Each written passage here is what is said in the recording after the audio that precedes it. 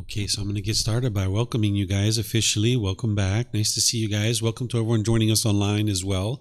We're going to start with meditation, like I was mentioning, where we'll do our chanting first, then I'll go in with some guidance, then we'll have a period of time where it's quiet and we're just all meditating together. Then there'll be the period where we come out with the chanting as well. And then this morning, we're going to spend time with the Eightfold Path. This is the path for all humans to enlightenment. I'm going to teach you all the ins and outs of this path. This is the core central teaching of the Buddha that everything else plugs into. So anybody who's interested in getting to enlightenment would need to know this teaching inside and out, backwards and forwards, left, right, up, down. So I'm going to really take my time to walk you through that. We're going to take our mid-morning break and then come back and learn some more with the Eightfold Path. After our lunch, then I'm going to teach you meditation, because we've been doing meditation up to that point 3 different times, but then now I'm going to teach it to you to help you understand how it connects into the Eightfold Path. So if you'd like to join for meditation, you're welcome to chant along, and then I'll come back in with the guidance to help you.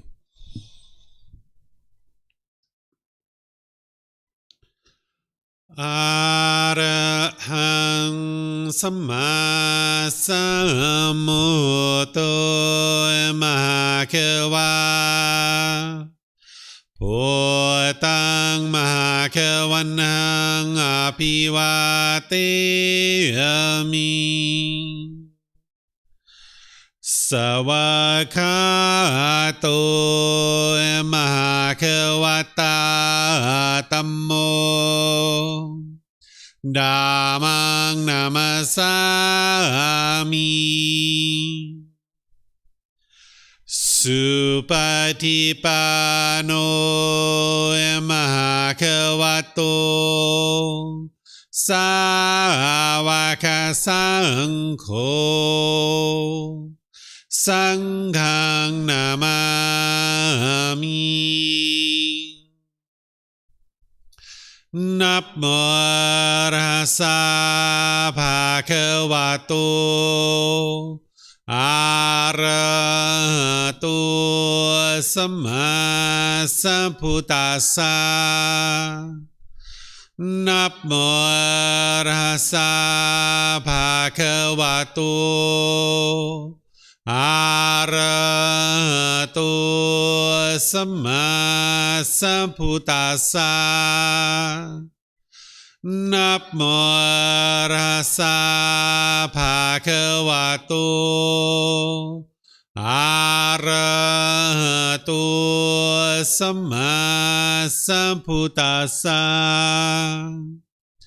Iti piso Mahakawa Arahang Samma Sambuddho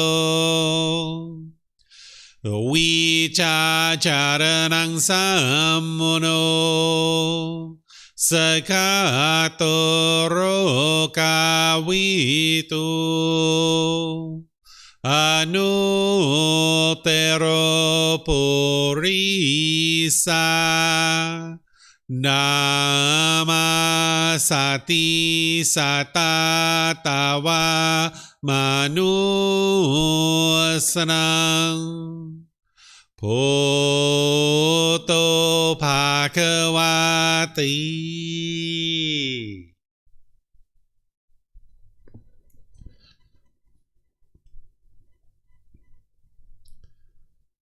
All right, with the lower body and hands and arms comfortable,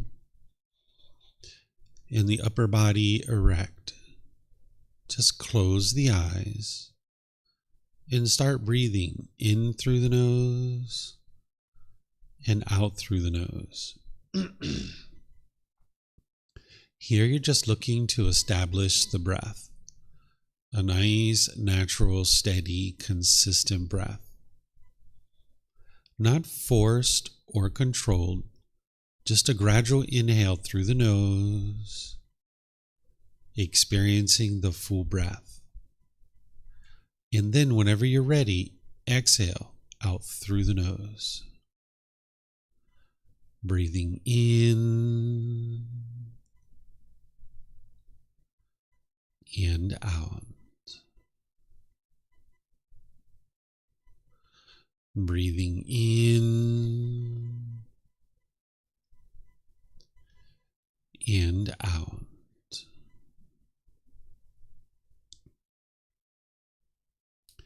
Your breath may not match up with the guidance that I'm providing, and that's okay. This is your practice. I'm just here for guidance. You can use this voice as a reminder that whenever you get to the next inhale, breathing gradually through the nose, developing a nice, natural, steady, consistent breath. And then whenever you're ready, exhale out through the nose, experiencing the full breath. Breathing in and out. Breathing in and out.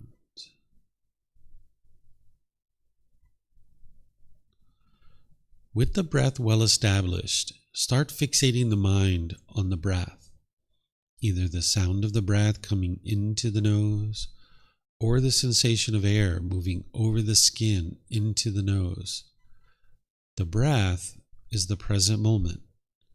Fixate the mind on the breath, the present moment. Breathing in and out. Breathing in and out.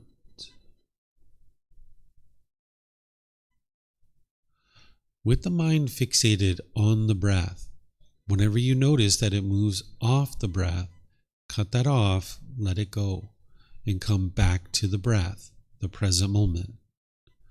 No need to observe the thought, label it, judge it, analyze it, or even try to figure out where it's coming from. Whenever you notice that the mind is moved off the breath, cut that off, let it go, and come back to the breath, the present moment. Breathing in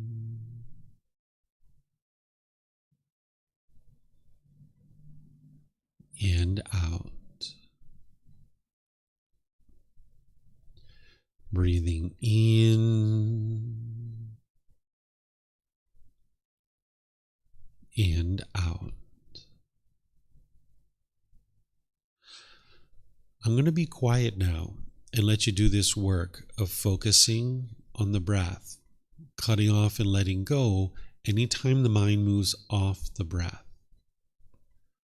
You have nowhere to go. There's nothing to do. No one needs you right now. This is your time to focus on the breath.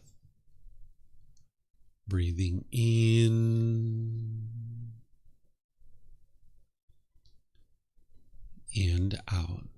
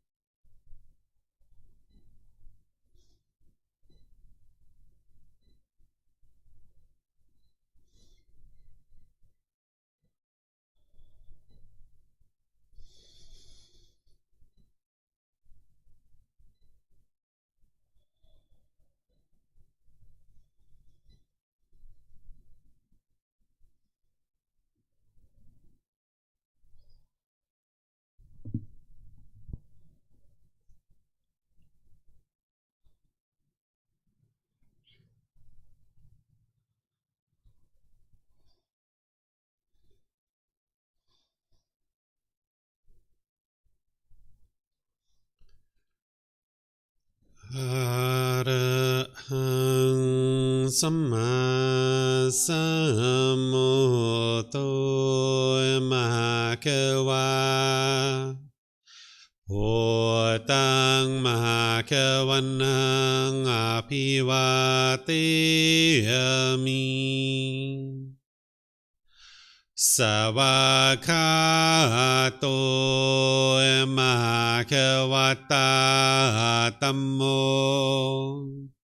Dhammang Namasami Supatipano Mahakavato Sāvaka Saṅkho Sanghang Namami Namo Rasa Bhagavato Arahato Samma Sambuddhassa Namo Rasa Bhagavato Arahato Samma Sambuddhassa Namo Rasa Bhagavato Arahato Samma Sambuddhassa Iti piso Mahakawa Arahang Samma Sambuddho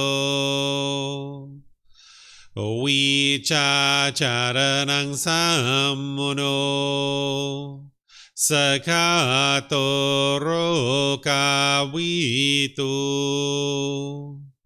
Anuttaro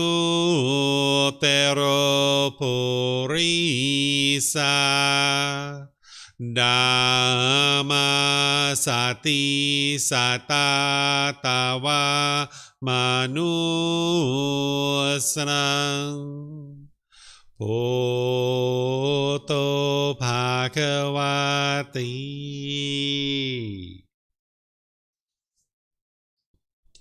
Okay, if you guys would like to slowly make your way out of meditation. So as I mentioned, we're going to be learning the Eightfold Path this morning. What the Eightfold Path is it's a core central teaching of the Buddha that has 8 individual factors that are going to guide you to transforming your mind.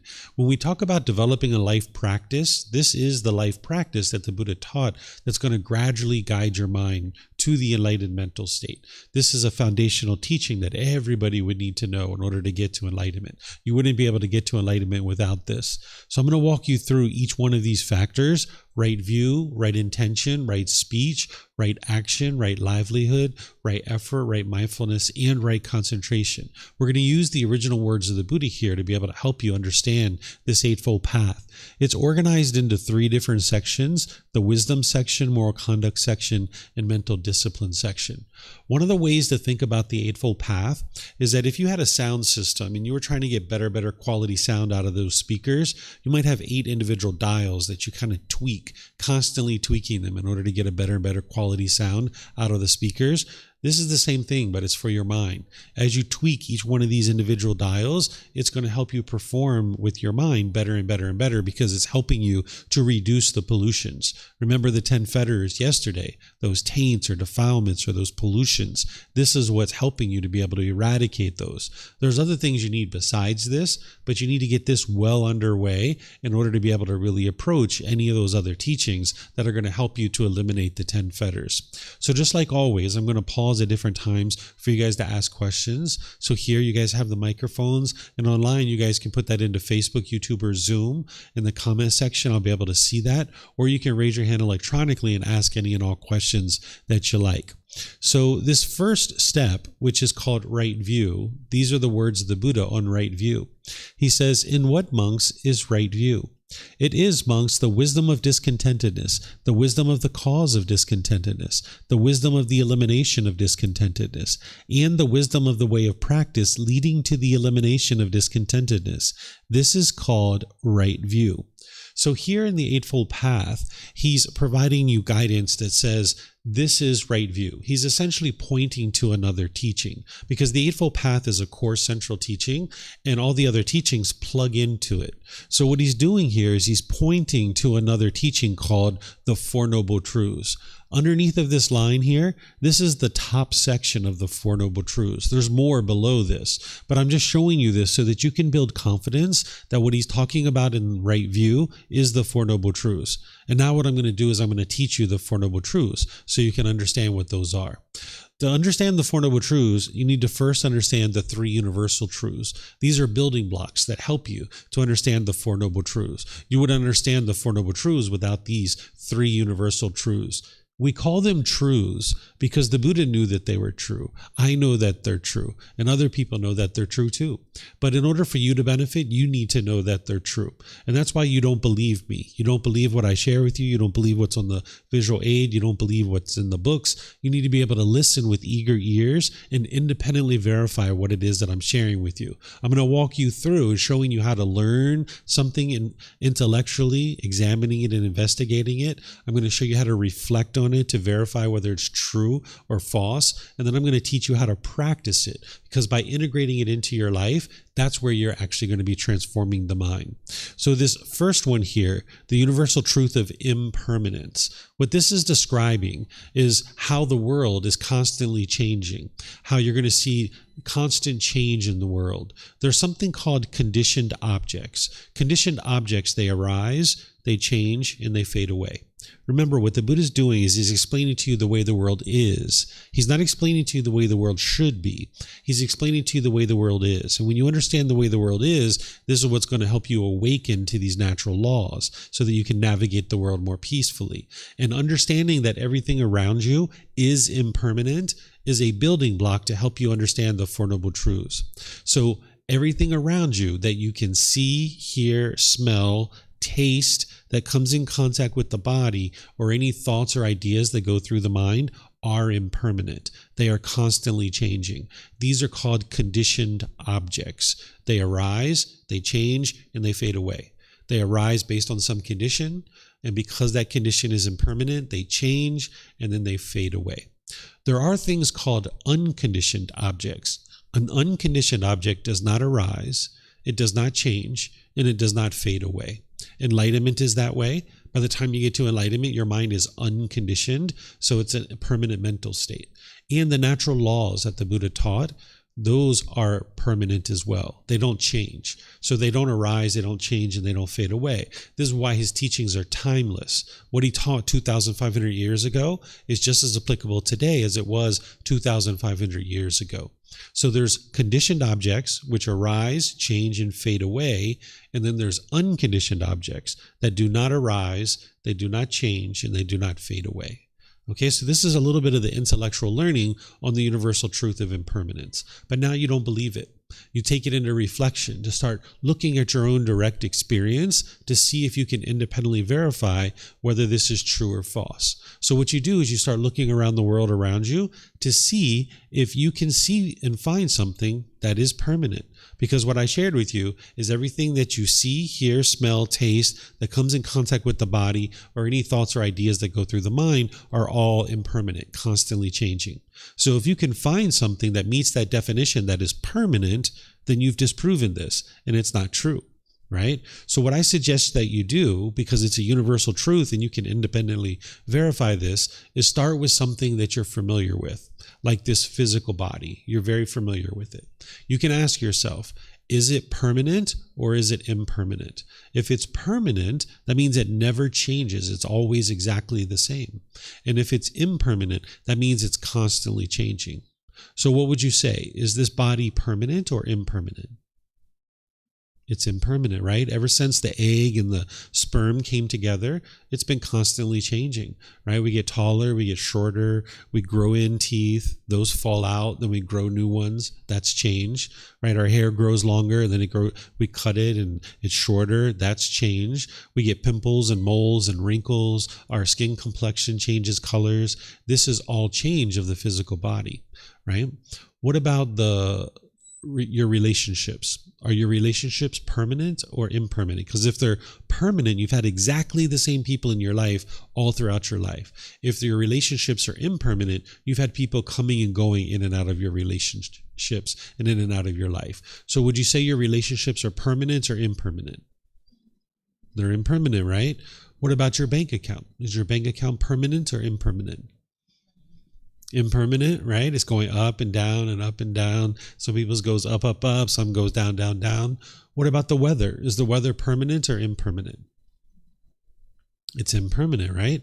So we could just go on and on and on. And if that's what you need to do, do that, right? Because you need to be able to see for yourself through your own direct experience without belief. Because with belief, you don't know what's true or false. You need to cultivate wisdom.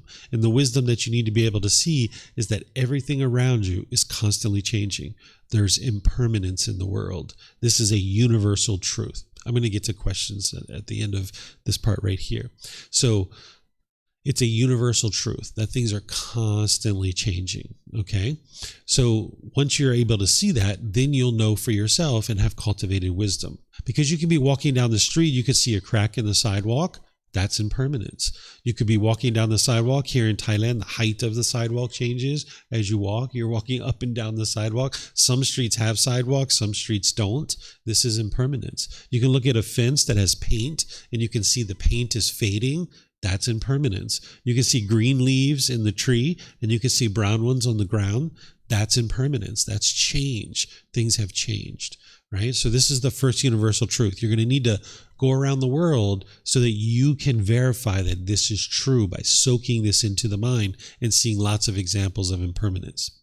Then there's the universal truth of discontentedness. I'll explain to you guys what this is because the Buddha is explaining the unenlightened mind here and what the unenlightened mind experiences. Sometimes people translate this one as suffering, and I don't use that word, and I'll explain to you why, because if you've seen teachings of the Buddha in other places, they might be using the word suffering, but here I translate this as discontent, discontented, or discontentedness. And I'll explain to you why as we go through this. So the Buddha, when he describes this universal truth, he explains it as the unenlightened mind experiences a pleasant feeling, a painful feeling, and a neither painful nor pleasant feeling.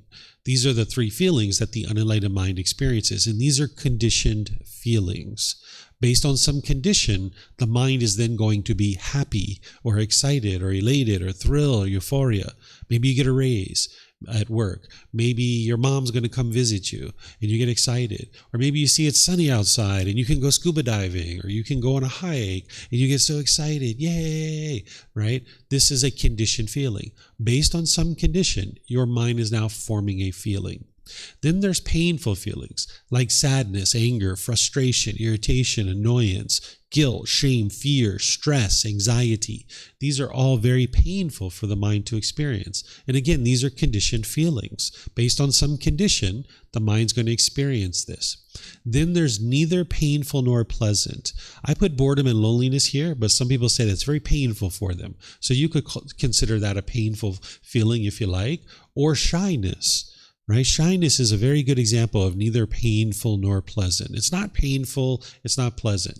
Or if somebody you didn't know came and sat really close to you on public transportation and your body was touching their body, you might say, it's not painful, it's not pleasant. Maybe you're a little bit unsatisfied. Maybe the mind's dissatisfied in that situation. That's neither painful nor pleasant feeling. So the Buddha is describing the full spectrum of emotions and feelings that you experience in the unenlightened state. Now, you can independently verify this because you know that your mind is unenlightened. You can ask yourself, is this what you experience? Are there any feelings that you experience that doesn't fit into one of these three categories? Because if that's the case, this isn't a universal truth. And you can talk with me when we get to the question period, and I will help you to be able to understand. So sometimes people describe this as suffering. I think the word suffering describes the painful feelings really well. But if you got excited because your mom was coming to visit you, would you say that you were suffering in that situation? Probably not. Or if that person you don't know came and sat really close to you on public transportation and your body was touching their body, you probably wouldn't say you were suffering in that situation. So the word suffering only describes 33% of what the Buddha was talking about on this important teaching. That means you would be missing 66% of his teachings on this important topic. So if you're missing 66% of a teacher's teachings, how could you ever get to the ultimate goal? Because the ultimate goal is to eliminate these conditioned feelings where your mind isn't experiencing these based on some condition. And sometimes when I say that, students are like, hold on a second, David, am I eliminating happiness? Am I eliminating excitement? What are you talking about? What you're doing is you're eliminating the conditionality of this, that this condition has to be met, this condition has to be met, this condition has to be met, this condition has to be met, this condition has to be met, and then I will be happy, right? It's like if the weather is this, if my mom and dad do this, if my bank account is this, if my boss does this, if my neighbor does this, then I will be happy, right?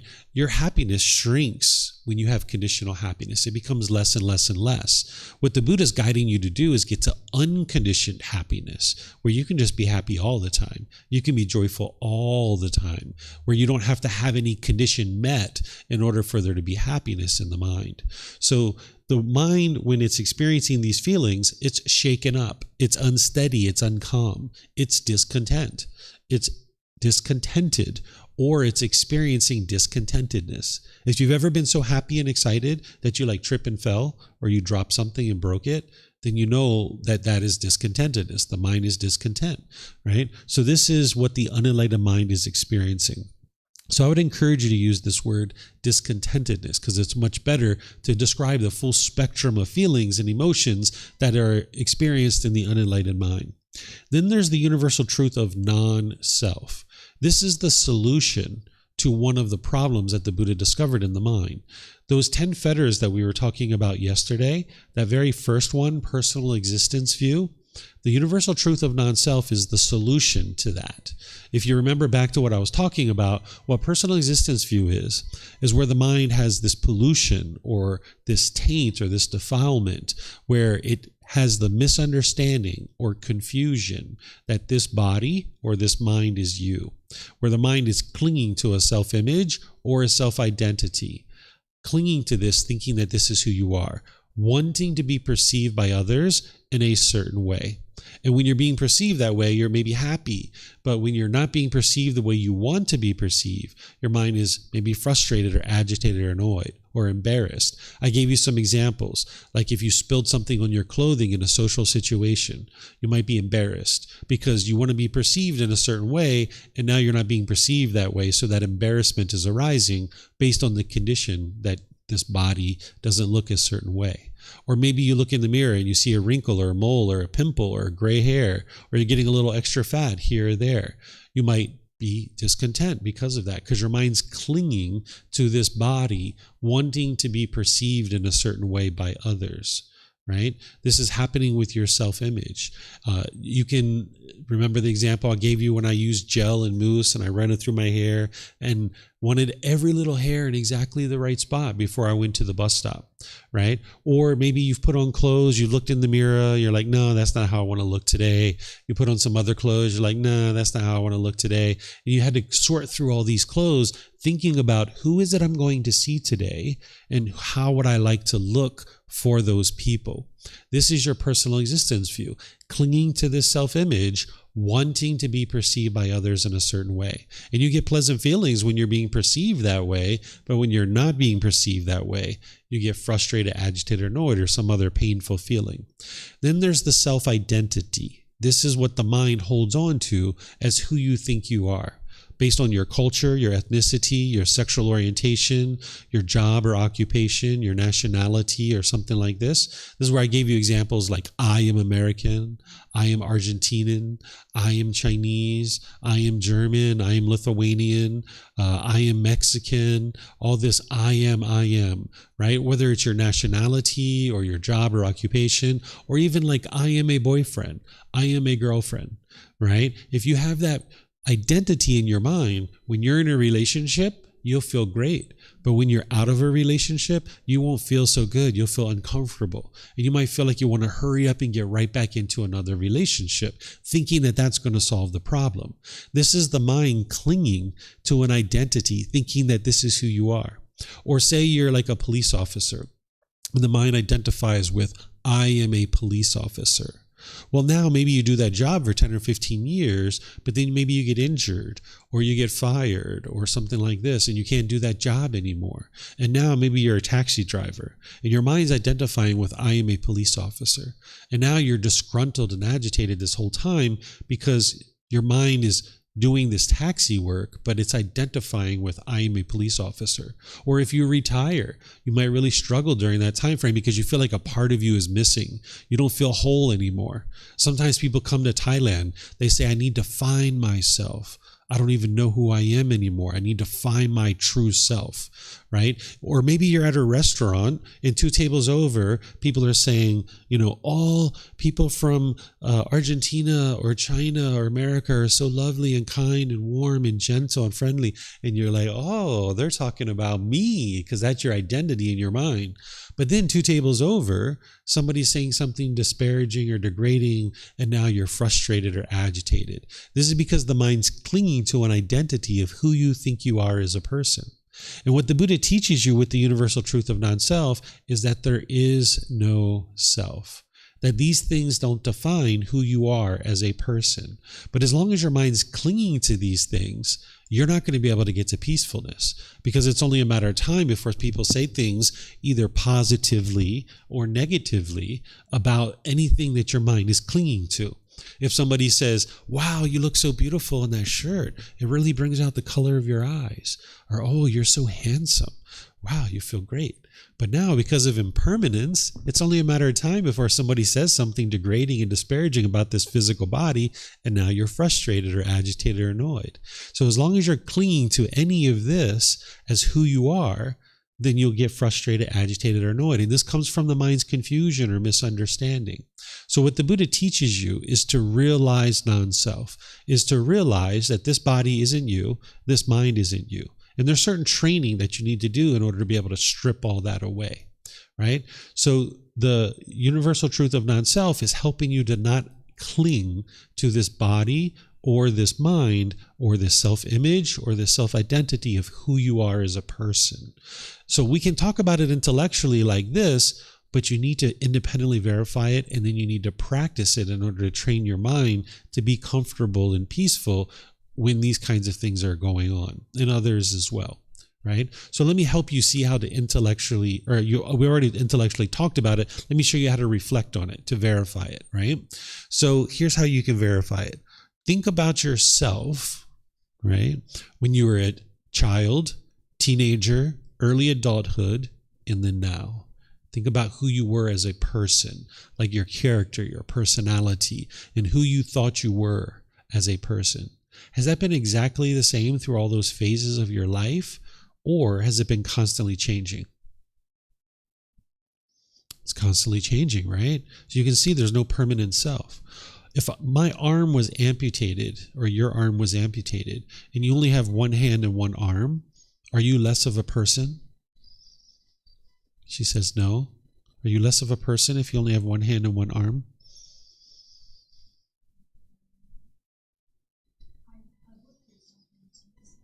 You'd feel something is missing, but are you less of a person? You're not less of a person, right? So there you can see intellectually, you understand that this body isn't you, right? Because otherwise you would answer that question differently. You would say, yes, I'm less of a person because this body is me. This is who I am. There's less arm, less body. So therefore I'm less of a person. But people don't typically answer it that way. They say, no, I'm not less of a person. So that's where you can see intellectually the mind understands that this body is in you.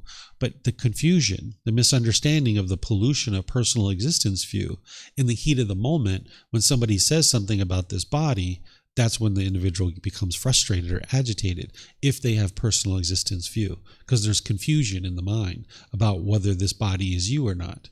Here's a third way that you can independently verify it. I oftentimes say to students, point to yourself. Where are you? You guys aren't pointing. So that means maybe, oh, you're pointing. Okay. Sometimes people don't point. Yeah. So people, you're pointing here. Some people point here. Some people point here, right? They say, I am here. Well, if you're doing that, you need to be able to see what you're pointing to, right? What you're pointing to is a shirt. And you can ask yourself, is that who you are? That shirt you're wearing, is that you? Like if we took off that shirt and we held it up and we pointed to it, is that you? Is that who you are as a person? Most people say, no, that's not me, right? So, okay, we throw away the shirt. That's not me. The shirt's not me. Okay, where are you? And now someone might point again. And you need to be able to look at what you're pointing to. What you're pointing to is skin, right? So is that who you are, that skin that you've got? If we ripped off the skin and we held it up and pointed to it, is that you, that skin?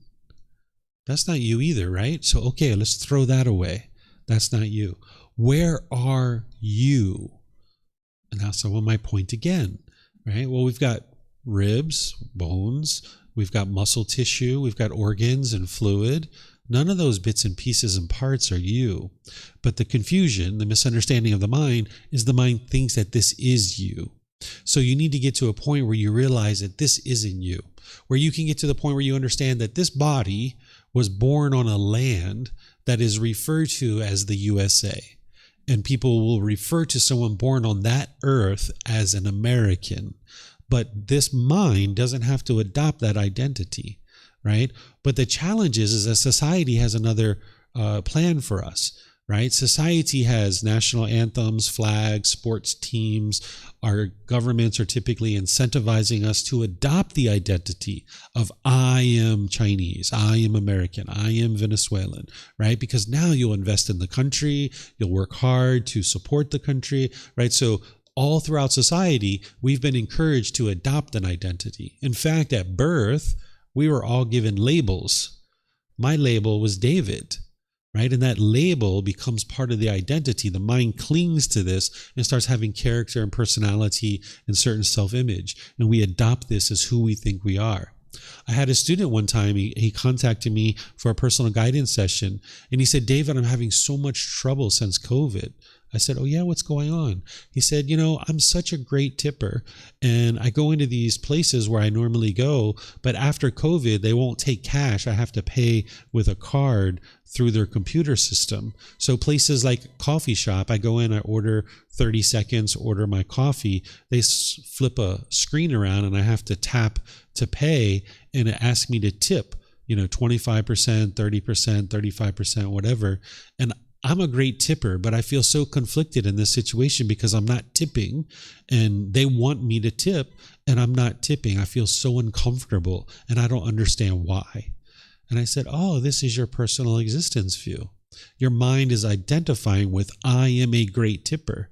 And when you tip, you feel comfortable.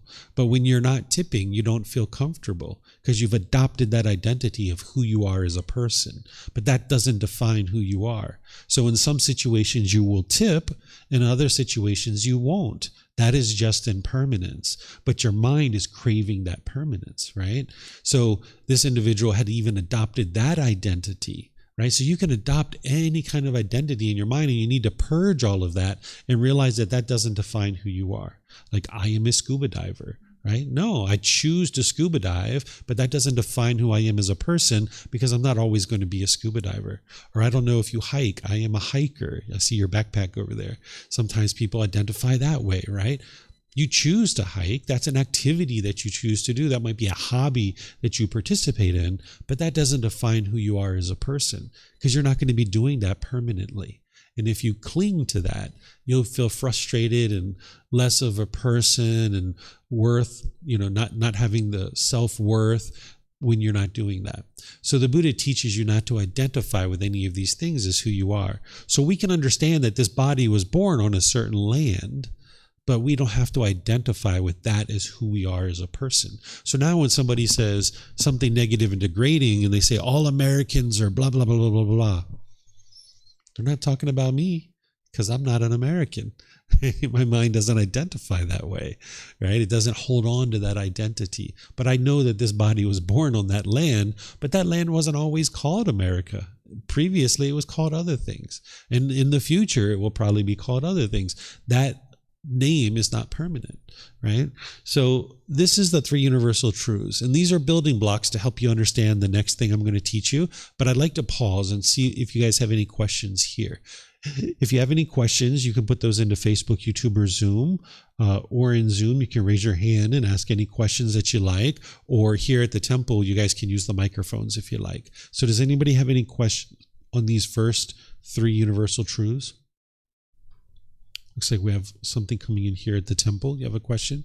Yep. Yes. I want to ask regarding to the first one, impermanence. Yep. Somehow I feel, I don't know, just somehow I feel there is something that is permanence. What's that? I'm not quite sure. Something that would last. That's out there. That's always will be there. So just thinking or believing that there's something out there is different than knowing the truth. You need to be able to know the truth and be able to see it. So if you can't identify it, then it doesn't exist.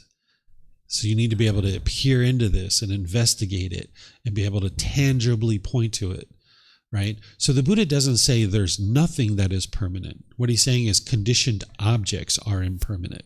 Conditioned objects are things you can see, hear, smell, taste, that come in contact with the body, and any thoughts or ideas that go through the mind. All of those are impermanent. And anything I can feel? Yep. For example, as some people say, the love from a mother, would that be impermanent? That's unconditional love, if they're practicing unconditional love. Things that are unconditioned are permanent. Unconditioned. Yeah, but see, love isn't something you can see, hear, smell, taste, come in touch with the body, or thoughts or ideas that go through the mind. Love is not a feeling. A lot of people think love is a feeling. Love is a mental state. Love is a mental quality that we practice. It's not a feeling. Oftentimes people are misunderstanding love because a feeling arises, changes, and fades away. Love doesn't do that. True love doesn't do that. Now, people have oftentimes misunderstood craving, desire, attachment as love. So someone might say that I have fallen in love with you, and now they might say I have fallen out of love with you. If that's the case, that's not actual love. That is craving, desire, attachment. That is, you're meeting my expectations. You're doing what I want you to do. So therefore, I will say I love you. And I will act like I love you. And I will function like I love you. But when you stop doing things my way, in the way that I want you to do it, I don't love you anymore. I have fallen out of love with you. That's not actual love. That's expectations. That's wanting this person to do something. This is trying to force that person to do things my way, when that's not love. Love is unconditional, where you love this person as they are. They didn't do anything to earn your love, so there's nothing that they can do for you to stop loving them, right? So that is unconditional. So there's conditional objects and there's unconditional objects. Unconditional objects are permanent. They don't arise, change, or fade away. So like my son, there was nothing he did to earn my love. I loved him when he was in the womb. As soon as we found out that my wife had a child inside of her womb, I loved this being right away, having never even met it. It didn't even do anything yet, and I already loved it, right? And this is unconditional love. Right? And no matter what he does, he comes home with bad grades, speaks unkind to me or my wife in the past when he used to do this, still love him. Love him as he is. Need to guide him, need to teach him wisdom, need to help him, but love him, meaning have a genuine interest in seeing him be well. So that is permanent, but that's not a conditioned object. That's an unconditioned object. So look around the world some more and make sure you get to a point where you can see this to be the truth, because it is a building block for the rest of what you're going to be learning here this morning, and a very important part of the Buddha's teachings. Okay, you have a question as well? Yeah, go for it.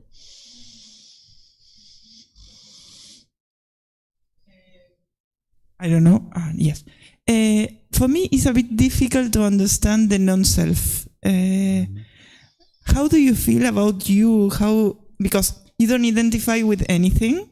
I understand that classify yourself with different standards is just something that can make bad feelings or.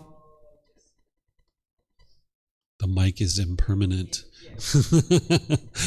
You can see it, hear it, smell it, taste it, touch it, right? It is impermanent. The batteries I think this is working. But for me, it's really difficult to realize the non-self idea,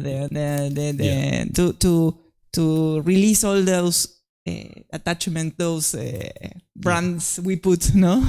Yeah, there's more that you need to learn here. This is just an introduction to the universal truth of non-self. But in volume 1, chapter 16 of the book series, it goes into detail about what personal existence view is, and it gives you proactive methods of how to eradicate it and eliminate it. But if you don't have the Eightfold Path well underway, it doesn't make sense to really implement those things. So you would like to really learn the Eightfold Path first. So that's why it's in chapter 16. But there's more for you to learn about that. And oftentimes people don't understand it when I first start talking about it. And if that's the case, it's okay, because there's more content in chapter 16. And in other courses and retreats that I do, I help you to understand that more. But in a foundational program like this, I just introduce you to the universal truth of non-self. Okay? If you guys wouldn't mind turning off the mic, it looks like we're getting a little feedback on the mic. Okay, so I don't see any questions online either. So I'm going to now move on to just one more building block that's going to help you guys to understand the Four Noble Truths. This is one more thing that you just need to understand in order to understand the Four Noble Truths. There's something called craving, desire, attachment, or wants, expectations. There's grasping, holding, clinging. This is an aspect of the mind where it's longing, yearning. It's pulling in the direction of the objects of its affection. It's almost like an unquenchable thirst, where the mind thinks that the next new shiny object waiting around the corner is going to provide lasting satisfaction. So the mind chases and chases and chases and chases it.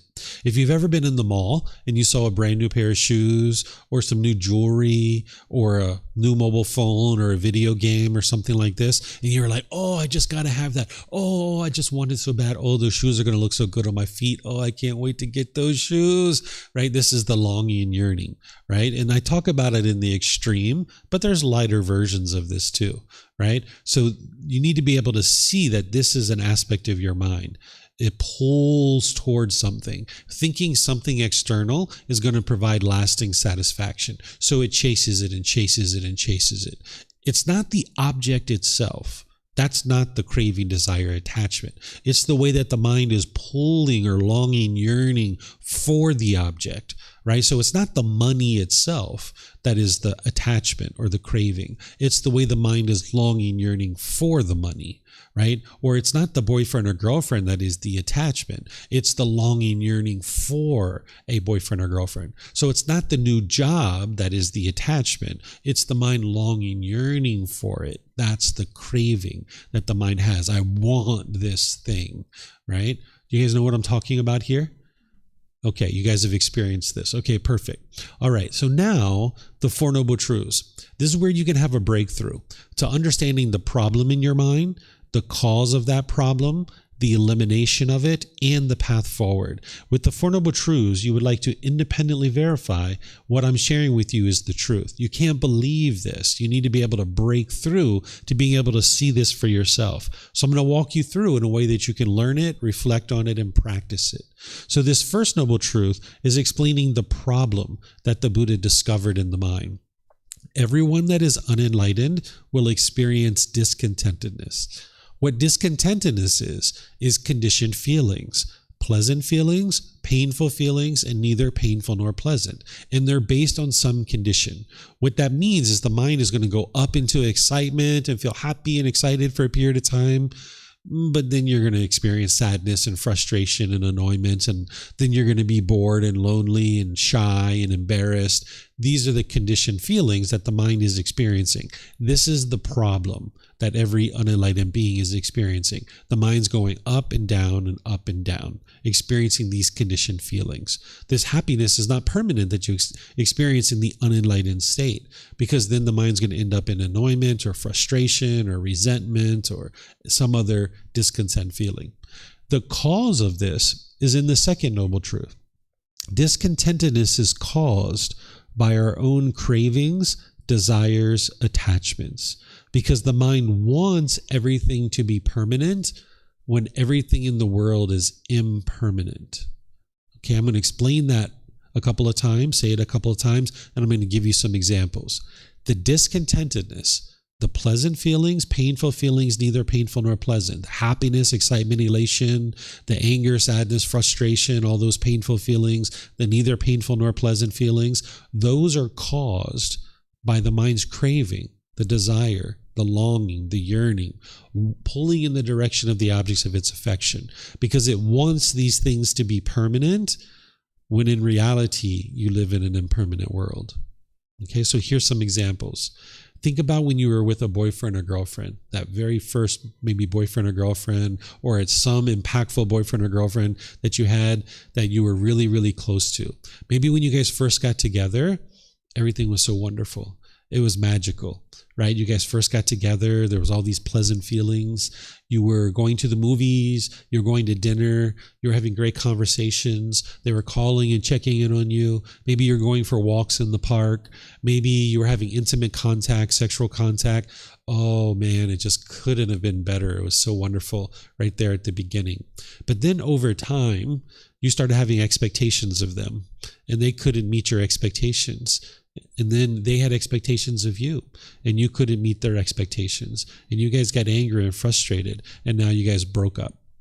Now you might have been really angry. You might have been really frustrated. You might have even been bored or lonely. You might have been missing this person. This wasn't the love that was causing that. It wasn't your care. What it was the mind was holding on. It was craving permanence. It was wanting this relationship to be permanent when in reality, it is impermanent. It was always impermanent from the very beginning. But the mind's lack of wisdom didn't understand that that relationship was impermanent. It was holding on to it, clinging to it, craving, attached to it, wanting it to be permanent. And as long as you guys were together, there was a certain amount of happiness. But when you broke up, you really struggled during that period of time. Or say when grandma or grandpa died, or mom or dad, or brothers or sisters, or other people that are close to you. It wasn't the love that caused you to grieve or had sadness or sorrow during their death or at the time of their death. What it was the mind was holding on, wanting permanence. If grandma or grandpa's alive, you're happy. You're getting what you want. But when grandma and grandpa aren't alive, the mind's not getting what it wants. So with craving, desire, attachment, wants, and expectations, if the mind gets what it wants, it's happy and excited. But if it doesn't get what it wants, it's angry or sad or frustrated.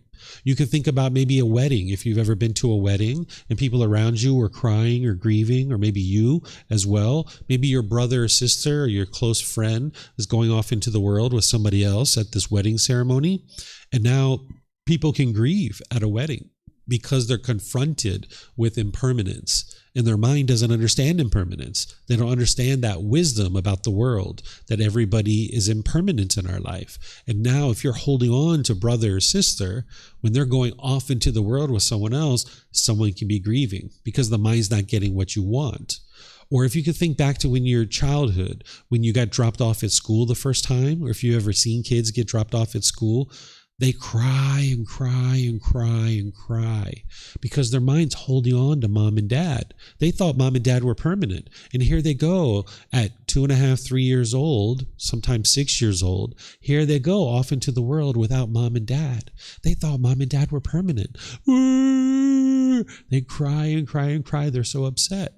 Right? So even mom and dad can cry when their kids go off to school.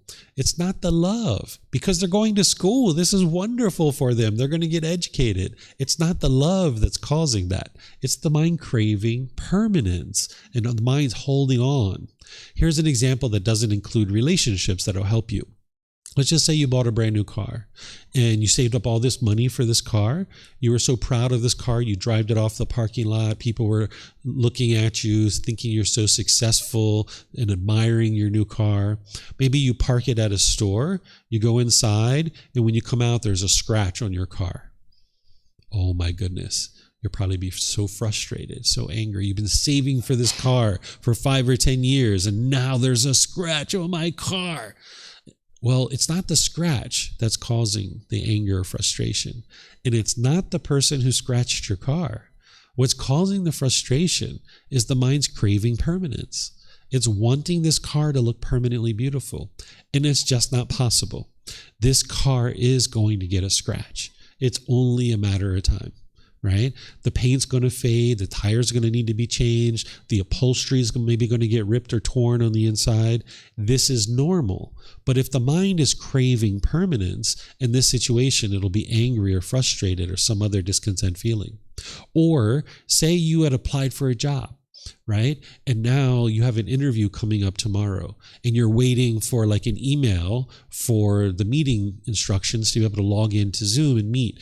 And you're just longing, yearning, and you're really expecting them to send it to you 2 or 3 or 4 days before perhaps, right? And now you don't get that email. And now you're maybe discontent. Maybe you're having difficulty sleeping, right? And maybe it isn't until 4 a.m., 5 a.m. in the morning that you get your email. And now you're like, finally, I got my email. But it was so hard for you to sleep during the night because your mind was discontent, just ruminating, thinking about this email because you wanted this job so badly. This is the mind longing, yearning for it, right? There's no harm in pursuing a job. You need to pursue a job, but it's the mind longing, yearning. It's basing its inner feelings on this thing. The feelings are attached to this external thing. And because this external thing is impermanent, your feelings are impermanent. So if you get really happy and excited when it's sunny outside, that means when it rains, you'll be frustrated or agitated or annoyed because your feelings are based on the sun, and the sun is impermanent. This is why you haven't been able to get to permanent happiness, right? Because the mind, if it bases its happiness on an impermanent object, then that means your happiness is impermanent.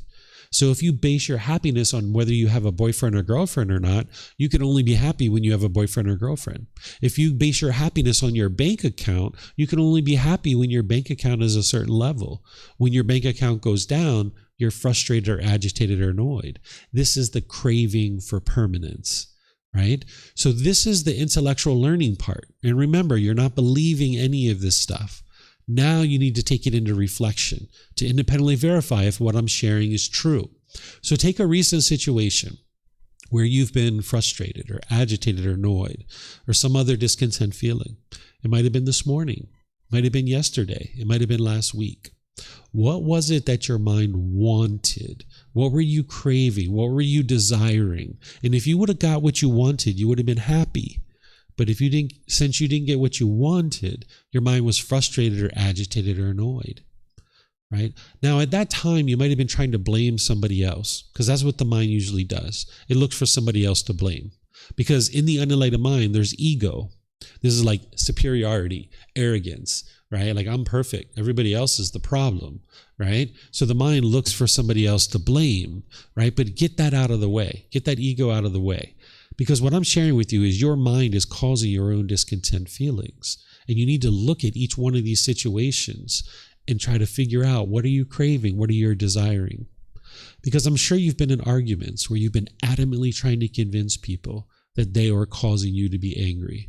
And they had to stop doing what they were doing, or else you were going to continue to be angry. But you need to be able to see it with this fresh eyes, with this new wisdom. If you have difficulties looking at that and trying to figure out what is causing your discontent feelings, let me know, because it's always a craving, desire, attachment. And it might be more than one. One time I had a student contact me and they said, "Hey, David, I know you teach that I'm causing my own discontentedness, but I'm having trouble seeing it." And I said, "Okay, what do you got?"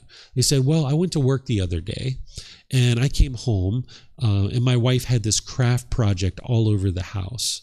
When I went to work, the house looked beautiful. And when I came home, she had her craft project all over the house. And I got angry and frustrated when I walked in. How did my mind cause that? I wasn't even there. She's the one who messed up the house. Didn't she cause me to be frustrated?" And I said, "Nope, it was your own mind." Because they went to work with a craving, with a desire, with the expectation that their house was going to look a certain way when they came home. Their mind was craving that permanence. The only thing that happened is they experienced impermanence and their mind didn't like it. So one of the ways to say this is that your mind craves permanence. The other way to say this is that your mind does not like impermanence. It doesn't like change. When things are changing in your life, even if those are decisions you made to create that change, your mind typically doesn't like it. When you're moving from place to place, when you're changing jobs, when you're changing relationships and things like this is time frame when you really struggle, right? So your mind is holding on and holding on and holding on. And just like that house couldn't look a certain way permanently, that craft project that was all over the house, that wasn't permanent either. The wife was going to put it away, right? It's just a matter of time. And maybe they would even help their wife, right? It's just a matter of time before it got put away, right? But this person's mind was craving permanence, right? They wanted that house to look a certain way when they came home, and it just can't do that. It can't look permanently the same way every time you come home, right? And they made their mind frustrated. And now what tends to happen when that anger and frustration is arising, because the lack of wisdom of this second noble truth, the mind will falsely attribute these feelings to something external. And now the individual will push this person away. You might have done this in your life, where you've pushed away friends or family members, thinking that that was going to solve your problem. The mind will typically push people away, or it'll push the situation away. And you can see that that didn't solve the problem, because you still get angry. You still get frustrated or annoyed. If they were the true cause of your problem, when you push them away, you would be peaceful and you would be joyful, right? So they might have been doing something that was unwise, but they weren't causing your anger and frustration. And you pushing them away isn't going to solve it. Or the second thing you might do when you falsely attribute the problem to something external is you might be bitter and harsh and hostile through your intentions, your speech, and your actions. This is almost like an animal growling and roaring at another animal. It's like, do things my way, right? Because your mind has cravings and you're trying to get those fulfilled, and you're trying to growl and roar and get this other human being to do things your way. Right? This is the unskillfulness of the mind, the bitterness, the harshness, the hostility. And the mind is lacking wisdom, realizing that that's not going to solve your problem. Getting this person to do things your way isn't going to solve your problem, because there's 8 billion people in the world. You can't get 8 billion people to do things your way. Or the third thing you might do, if you're not pushing people away, if you're not being bitter, harsh, and hostile, you might put your expectations on people and try to control them and force them to do things your way, right? This is what the mind's trying to do, is trying to pressure those people into doing things your way, right? And it's just not going to work, because you can't get 8 billion people to do things your way. So if your mind has craving, desire, attachment, where you want things to be a certain way, it's not possible for 8 billion people to do it that way. So you can look through your life, in every situation where you've ever been angry or frustrated, your mind was causing it itself. Where again, I'm sure that we firmly believed at different times that it was other people that were causing us to be frustrated or angry, when in reality it was our own mind. So you don't have to be feeling guilty or shameful about this. This is what every unenlightened mind does. And now that you know that wisdom, and you can see and independently verify that it's your own mind that's causing these feelings, now you can fix it. If you continue to go around the world believing that other people are causing your feelings, you'll never be able to fix it, because you're just blaming other people for the things that you're experiencing, right? So that's where the third noble truth comes in. If you understand that it's your own mind and its craving, desire, attachment that's causing these feelings, then the third noble truth is helping you to see that the elimination of discontentedness is possible by eliminating craving, desire, attachment. If craving, desire, attachment is the cause of the discontentedness, well, if you eliminate the cause, you will eliminate the effect, right? So if we eliminate the craving, desire, attachments, you eliminate your discontentedness. And then the Buddha gives you the complete, perfect plan in the Four Noble Truths of how to eliminate your cravings, desires, attachments. The way you eliminate your craving, desire, attachment is the Eightfold Path. The Eightfold Path is the complete, perfect plan that's going to guide you in how to eliminate craving, desire, attachment. But it all starts with right view. All these other steps are guiding you to eliminate your craving, desire, attachments, but it all starts with right view. What right view is to understand that your mind is causing your own discontent feelings, that it's craving, desire, attachment that's causing it. Wrong view would be to blame other people for the feelings and the emotions that you're having. And if you continue to do that, you would have wrong view, and there would be no way for you to ever get to enlightenment. So you need to establish right view, where you can see clearly through your own wisdom, through your own independent verification, that it's your own mind that's causing these feelings. And now the way you practice this, once you verify it, the way you practice right view is now and forever.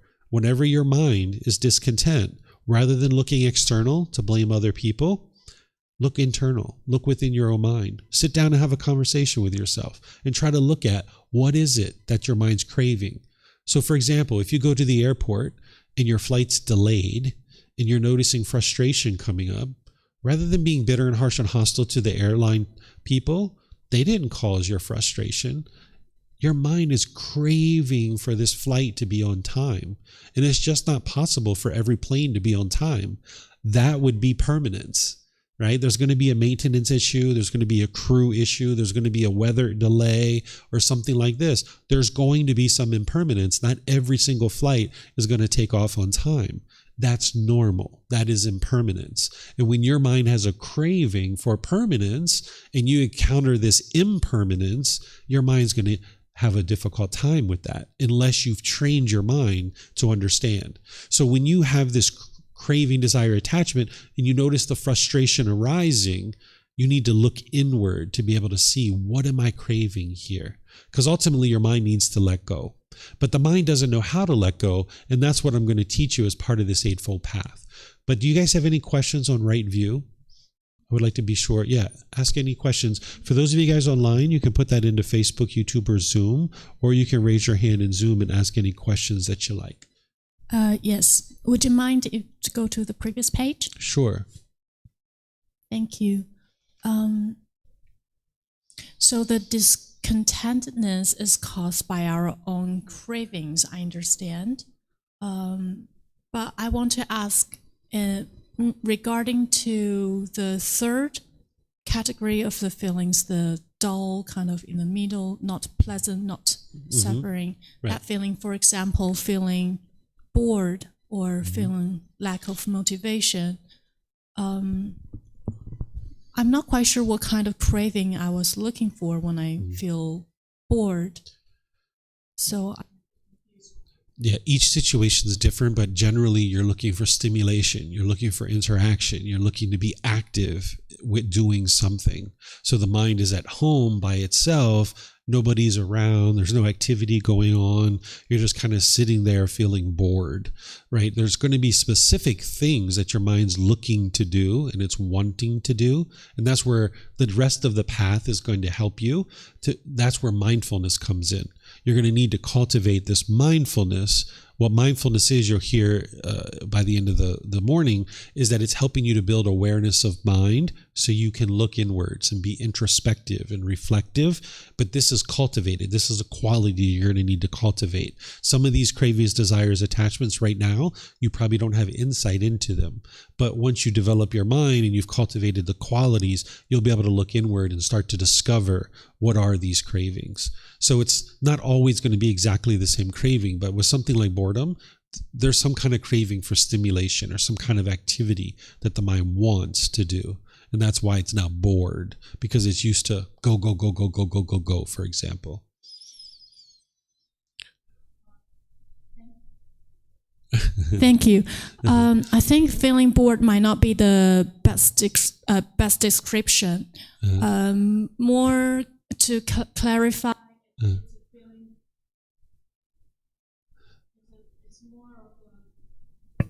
it's more of a feeling of nothing.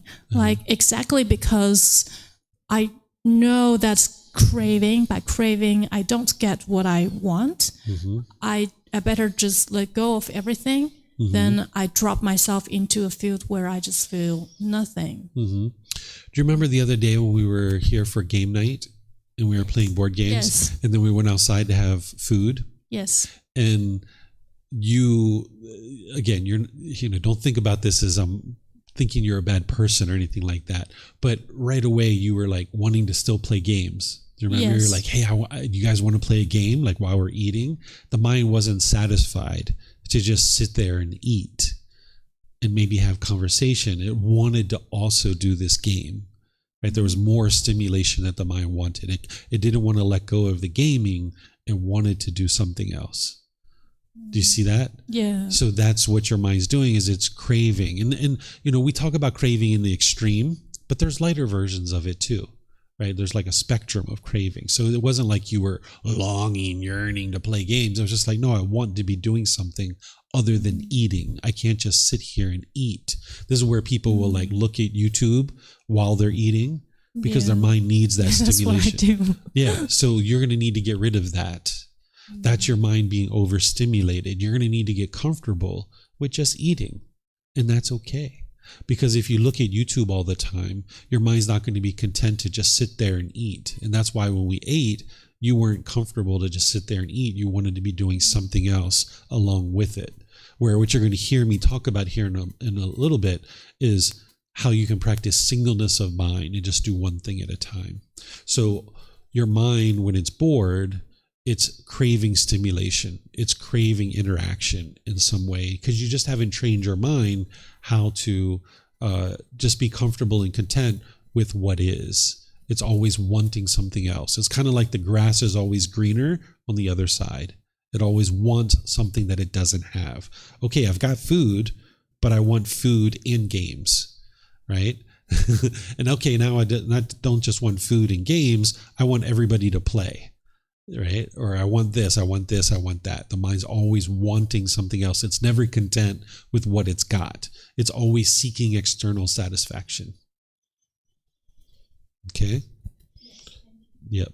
Okay. So now I don't see any other questions online. So we're going to move on to right intention. The rest of these steps don't take as long to teach, but I'll going to teach you right intention, and then we're going to take a break. This one actually is pretty straightforward, as well as many of the others. So right intention is the second step, okay? Some people call this right thinking or right thought because the Buddha is giving you three aspects of what your mind needs to cultivate, certain intentions or thinking or thought. He says, in what, monks, is right intention? The intention of renunciation, the intention of non-ill will, the intention of harmlessness. This, monks, is called right intention. So he's talking about three things here: renunciation, non-ill will, and harmlessness.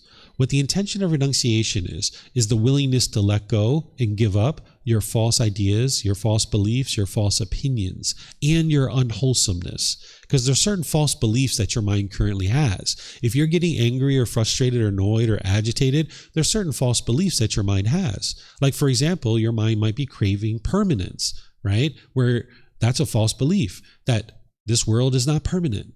Right? So one of the first false beliefs that you need to get rid of is that other people are causing you to be angry.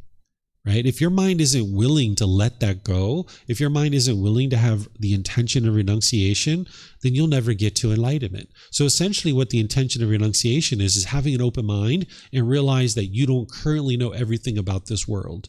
There's certain wisdom that you're lacking right now. So you're not getting rid of your false beliefs and bringing in new beliefs. That's not what the teachings of the Buddha are. The Buddha's teachings are wisdom. When you're learning, examining, investigating, when you're reflecting to independently verify, and you're practicing, you get to wisdom and you know the truth. So when you are confronted with this wisdom that you've independently verified and it conflicts with your beliefs, you got to get rid of your beliefs and be able to be willing to adopt this wisdom that you've just learned. Right? So one of the first things you need to let go of is the belief that other people are causing you to be angry, because you just learned the wisdom that that's not true. And I've shown you in a way that you can independently verify, right? So you're going to need to be willing to practice the intention of renunciation where you're letting go. You're letting go. Mainly your false beliefs and your unwholesomeness, because there's certain unwholesome things, unwise things that each unenlightened being is doing. Then you're going to need to practice the intention of non-ill will. Whenever you see a double negative in English, this is a positive. So when you say non-ill will, that means goodwill, right? So you need to practice the intention of goodwill. Ill will is the animosity, the bitterness, the anger, the hatred, the lesser versions like frustration, agitation, or annoyance. You need to practice the intention of goodwill, where you have a genuine interest in seeing all beings be well, including this being, who you are, right? So you need to have that intention or that thinking or that thought of all beings being well. Then you're going to need the intention of harmlessness, where you're disinterested or incapable of causing harm to others, where you're not interested in seeing other beings experience harm, where you're practicing harmlessness. Because anytime you cause harm to other beings, this harm is going to come back to you. So the Buddha teaches you to adopt the thinking or the thought or the intention of harmlessness, where you're disinterested in causing harm to others.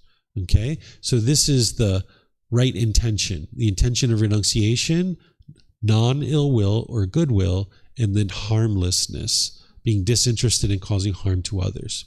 So now, just a summary, and then we'll open up to questions and take our break, is that with right view, this is the Four Noble Truths. This is adopting the view that it's your own mind that's causing these feelings, that it's craving, desire, attachment, the longing, the yearning, wanting things to be a certain way. And if the mind gets what it wants, it gets happy and excited. But if the mind doesn't get what it wants, it gets those painful feelings like anger, sadness, and frustration. So it's accepting responsibility for your own feelings, intentions, your speech, and your actions. This is very important. It's a foundational teaching that you need to be able to understand, that it's not the external world that's causing these feelings. Then there's right intention, which we just talked about. Practicing the intention of renunciation, willingness to let go, give up your false ideas and your false beliefs and your unwholesomeness. Your intention or thinking of thought of non-ill will, or loving kindness, goodwill towards all beings, and then the intention of harmlessness, where you're disinterested in causing harm to others, right? And this is something that you're cultivating in your mind, because now this is going to now emanate to produce the right speech, right action, and right livelihood, right? That's what I'm going to teach you after the break, is the moral conduct. But you need to first understand that it's your own feelings that are being caused by your own mind, because you might feel justified in your anger and hostility and your bitterness through your speech and your actions. But you can see, like, no, like, I'm causing this anger. Why would I be bitter and harsh to other people? So the Buddha is going to teach you how to practice this moral conduct where you're not causing harm to others. And he's going to do this through the natural laws. So I'm going to introduce you to the natural laws. It's not rules or commandments or anything like that. He's helping you to be able to see the natural world, the natural laws of what would be wise speech, wise action, and a wise livelihood. So right now it's basically 10:35. If you guys would like to take, say, a 20-minute break, that'll take us up to 10:55. And then when we come back, I'm going to move into the rest of the Eightfold Path. Okay, so thank you guys for your questions. Thank you for everyone joining us online. If you'd like to stick around, I'll be back in 20 minutes to continue with the Eightfold Path.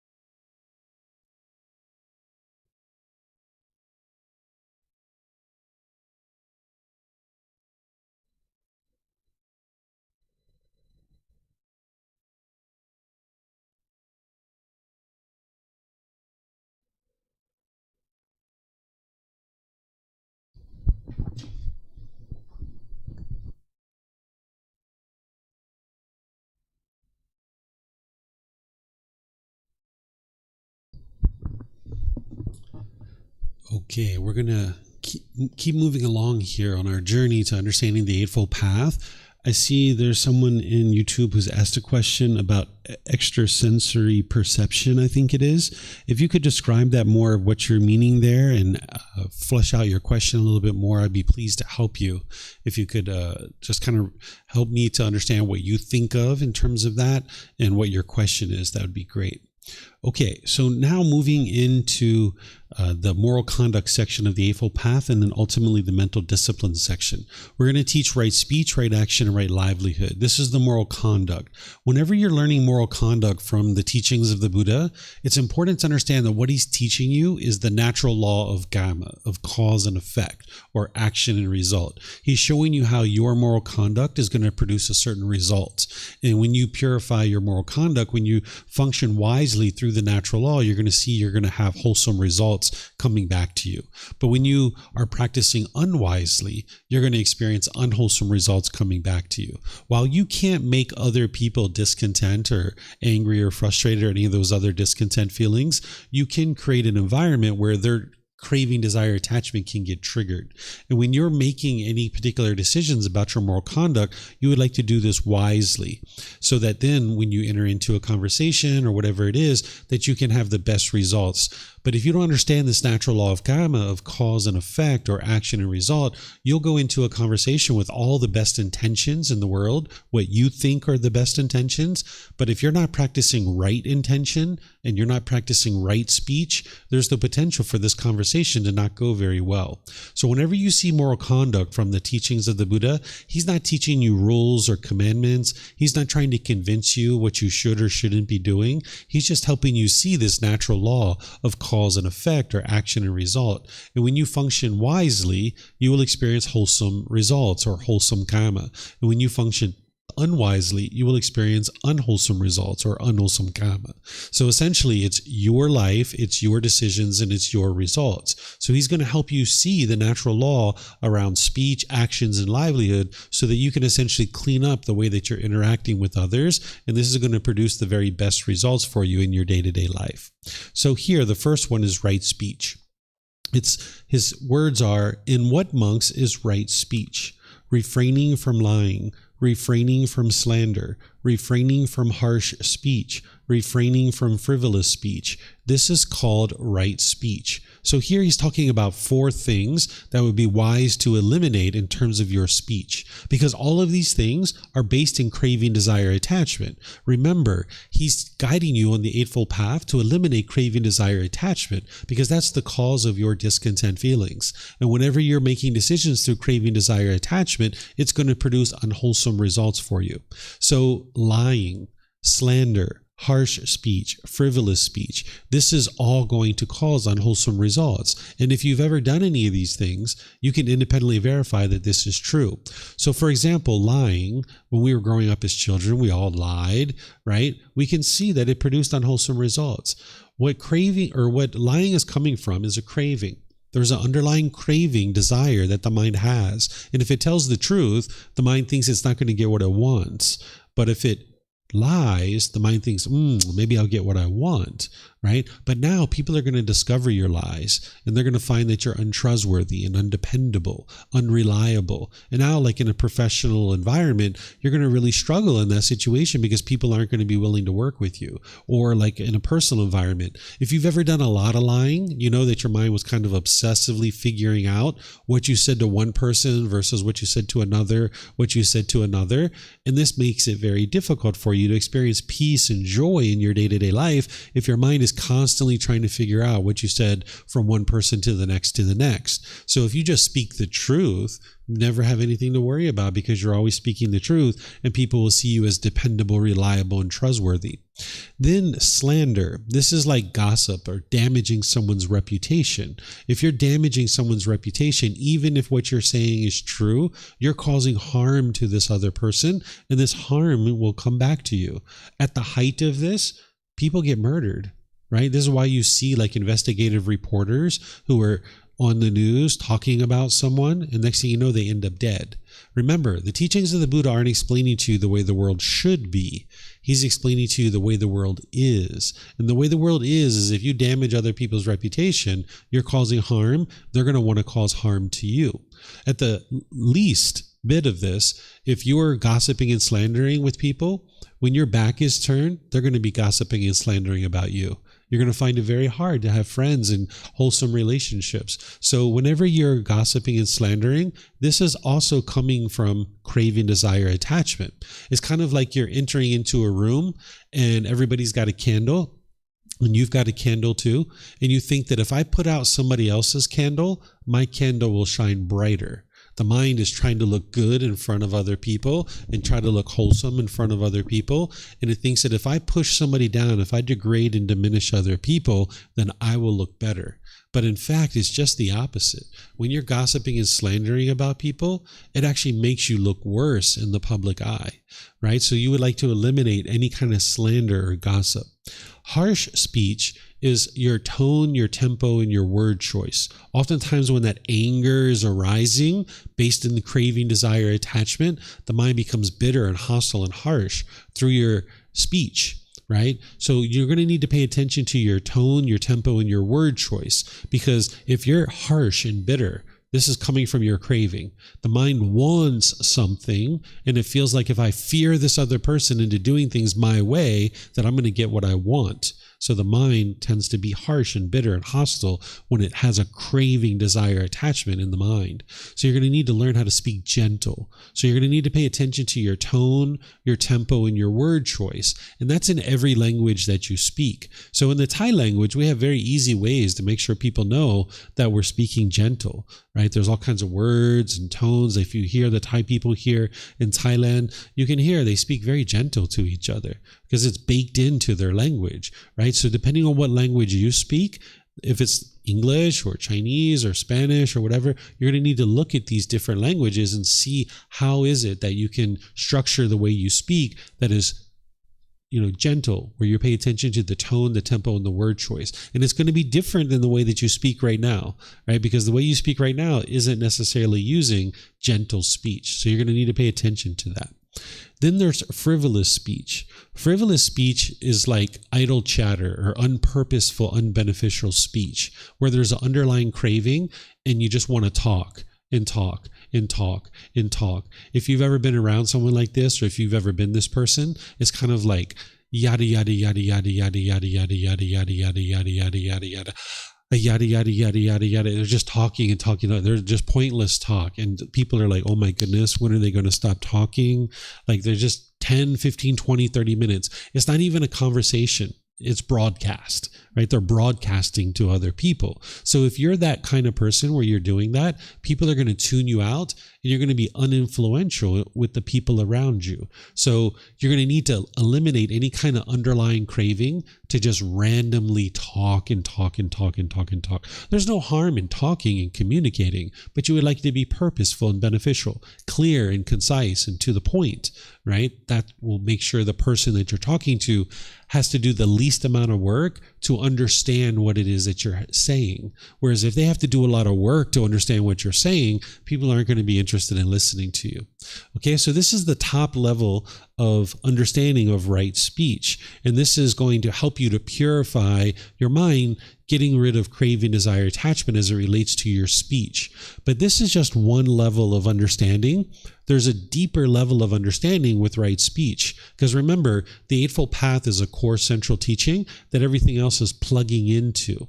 So there's the 5 factors of well-spoken speech, which you would like to get into and understand more deeply. And that's what you would actually like to be practicing in addition to the right speech up here. So the Buddha gives you these 5 factors of well-spoken speech in order to be able to help you understand how to structure your speech. And it's based on the natural laws. He teaches you to speak at the proper time. What you say is true, it's gentle, beneficial, and with a mind of loving kindness. Speaking at the proper time has 3 aspects to it. It's making sure that you're not interrupting people. right? Because if you're interrupting people, you have a craving to speak, and you're just sitting there listening, just waiting to jump in and talk. You're not listening to understand, you're listening to respond instead of listening to understand, right? So if you have this urge to just jump in and start talking right away, your mind still has craving, and you don't like it when people interrupt you. So if you're interrupting other people, it's just not going to go well for you in developing harmonious relationships. So you'd like to make sure you're not interrupting people. That's part of speaking the proper time. The other part is making sure that your mind is prepared to speak, right? If you're angry, if you're frustrated, if you're agitated or annoyed, it's not the proper time to talk, right? Because the only thing that's going to come out is your anger, right? And the third aspect is making sure it's the proper time for the other person to speak. If they're angry, if they're frustrated, if they're agitated or annoyed, it's not the proper time to speak, because no matter what you say, they're not hearing it anyway, because they just have all this anger and hostility circulating in their mind. So you're going to need to make sure it's the proper time to speak, right? Then you would like to speak the truth. We talked about that up here. It's the same thing. Not only making sure you're not telling a deliberate lie, but also not spreading conspiracy theories and unfounded information that you just heard it from somebody else, and you're just out there just kind of at the water cooler just spreading misinformation. You would like to make sure that whatever you share, that it's accurate and it's something that you verified and you know it to be true, right? Then you would like to speak gently. The gentle speech is your tone, your tempo, and your word choice, like we were talking about up here, right? You would like to speak gently. You're going to need to pay attention to that in all the different languages that you speak. Then you would like to speak beneficially. This is that you're clear and concise in the way that you speak, that you're having purposeful conversations, that you're not just random chit-chat, blah, blah, blah, blah, blah, broadcasting to everybody. But if we were going to go in and talk with like our boss, say we were on a project team, we would like to be clear and concise and beneficial in the way that we speak, so that the boss doesn't have to spend a lot of effort to understand what it is that we're sharing. So if we speak beneficially, this is going to go better for us in our day-to-day life. This is part of the natural laws that the Buddha taught. Then there's speaking with a mind of loving kindness. This is that active goodwill towards all beings. The opposite of loving kindness is inner hate. If you speak with inner hate, your conversations aren't going to go well, right? So these are the 5 factors of well-spoken speech. But remember, with the teachings of the Buddha, you don't believe any of his teachings. You need to learn and examine and investigate them, but then you need to reflect on them to independently verify whether they're true or false. Then you need to practice them, and that's what's going to create the transformation in your mind and in your life, right? So now that I just intellectually exposed you to the 5 factors of well-spoken speech, now start reflecting on it. Look at situations where you haven't practiced the 5 factors of well-spoken speech, right? You've been in the world long enough. You've had plenty of conversations. There's been situations where you haven't been practicing these. The conversation didn't go well, right? It maybe erupted into anger and frustration. Maybe it damaged a relationship. Maybe you're no longer even friends with that person anymore, because you either weren't speaking at the proper time, you weren't speaking the truth, you weren't speaking gently, you weren't speaking beneficially, or you weren't speaking with a mind of loving kindness. Maybe there was multiple factors that you weren't practicing. But then also verify it from the other side too. You've been in conversations that have gone well. Look at those conversations, because you've been practicing these 5 factors without even realizing it. Because remember, what the Buddha is teaching you is the natural laws, and these natural laws affect you whether you're aware of it or not. So in a situation where you and the other person are practicing the 5 factors of well-spoken speech, the conversation is going to go well. Maybe at break, you guys had some conversations and they went well. That's because you were using the 5 factors of well-spoken speech. So even though you've been using them in the past and they've been working well, now what you would like to start doing for your practice is start consciously practicing the 5 factors of well-spoken speech. Because now that you know what they are, you can start dialing in your practice where you're practicing these closer and closer and closer. And that's what's going to produce the beneficial results to the condition of your mind in your life. So essentially what we're talking about here is we're talking about something that the Thai people refer to as barami. This is a Thai word. The word barami, it means the one who people listen to. Here in Thailand, each individual village kind of has elders that people know are very successful in life. And when I say successful, I don't mean financially successful. What I mean by success is that they have harmonious relationships. That's what it means to be successful. Anybody can go outside and make money, but not everybody can have harmonious relationships. So there's people in the village that have established barami, the one who people listen to. And they're very successful with lots of harmonious relationships. So if you're in a village and there's these village elders and you're having difficulties or challenges, you might go talk to the village elders and get help about the things that you need help with, whether it's your career or your personal life, maybe your relationship with your life partner or your children. The elders are going to help you because they have barami. They're the one who people listen to, right? And the way you establish barami is by practicing these 5 factors. And you can establish this within your own community, even though other people don't even know what that is. Within your personal and professional life, if you're practicing the 5 factors of well-spoken speech for an extended period of time, you will be the one who people listen to because you're not causing harm through your speech. You're not causing harm to other people, and they can experience being around you that you're not causing harm, and they will appreciate that, and you'll have more and more harmonious relationships. So this is right speech and how to develop barami, the one who people listen to. And while we call it right speech, and that's what the Buddha referred to it as, we might think about it as right communication. Because there's a lot more than just speech that we have nowadays. We have text messages, social media posts, voice messages, all kinds of ways, emails, things like this. So taking this 5 factors of well-spoken speech, as you just heard me share, the proper time, one aspect of speaking the proper time is making sure your mind is prepared to communicate. Right? So if you're angry and you're hostile and you're bitter and you go over to your keyboard and start pounding out an email, that's not the proper time to be communicating, right? So maybe what you'd like to do is hit save on that email instead of send, right? And come back a few hours later when your mind's calmed down, look at that email and see if you still think it's wise to send that out, right? That's what's going to help you. So you can think about this as right communication. Because if you went into a job interview, for example, and you knocked it out of the park, I mean, man, they're just so enthused about hiring you. But now when you're gone, and they're thinking about it, they look at your social media and you've got all this bitterness and harshness and hostility on your social media, you're probably not going to get the job, right? So you would like all your communication, no matter where you're communicating, to be using these 5 factors. And that's going to ensure you have the best results, wholesome gamma or wholesome results, because you're practicing the natural laws. Okay? In the book, you're going to see in this chapter, I go through and I detail right speech quite a lot. I go through each one of those factors and I describe them in detail because you can harm through your speech and you can have very disastrous relationships in some cases. But by the time you get to enlightenment, all your relationships will be harmonious. You won't have difficulties and struggles in your relationships. And the way you get to that is by transforming your own mind and starting to function in the world differently than you function right now. So in the book, you're going to see a lot of details about speech and going through the 5 factors of well-spoken speech. And one of the things that I offer you in the book is understanding that you can speak polite, kind, friendly, and respectful, right?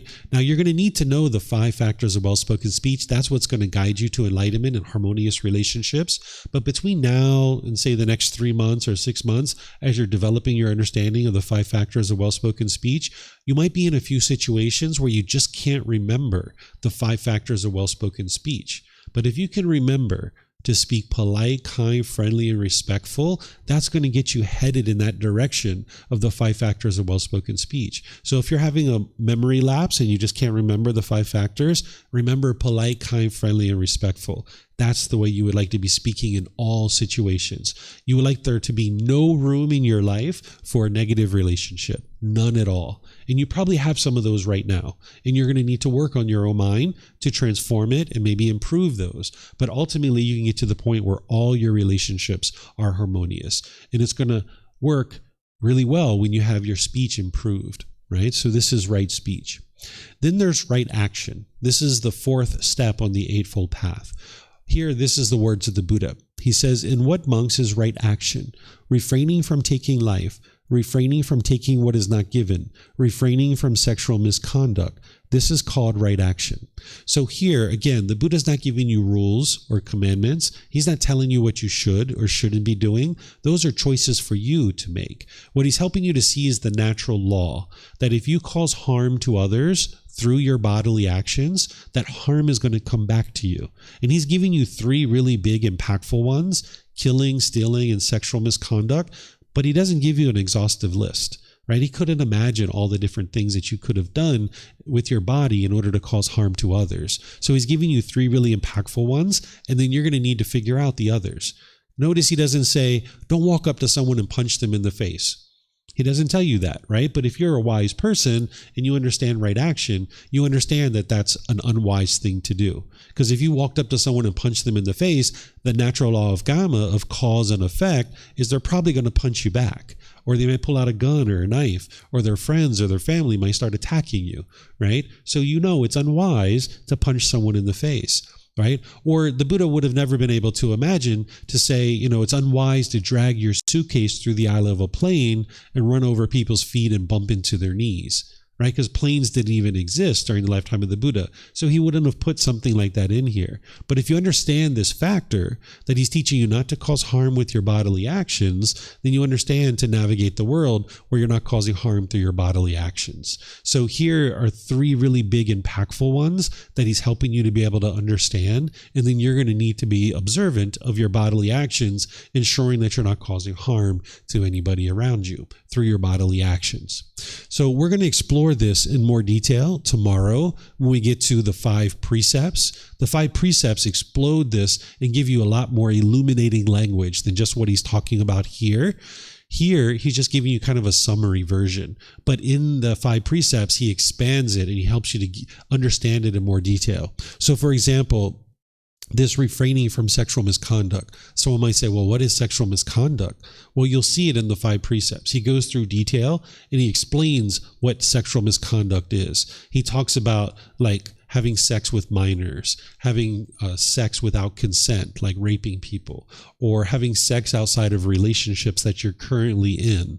These things are going to lead to unwholesome results because people are attached and people have difficulties, and it's unwise to cause harm through your sexual activity. So you're going to see all the details there. We'll talk about it tomorrow.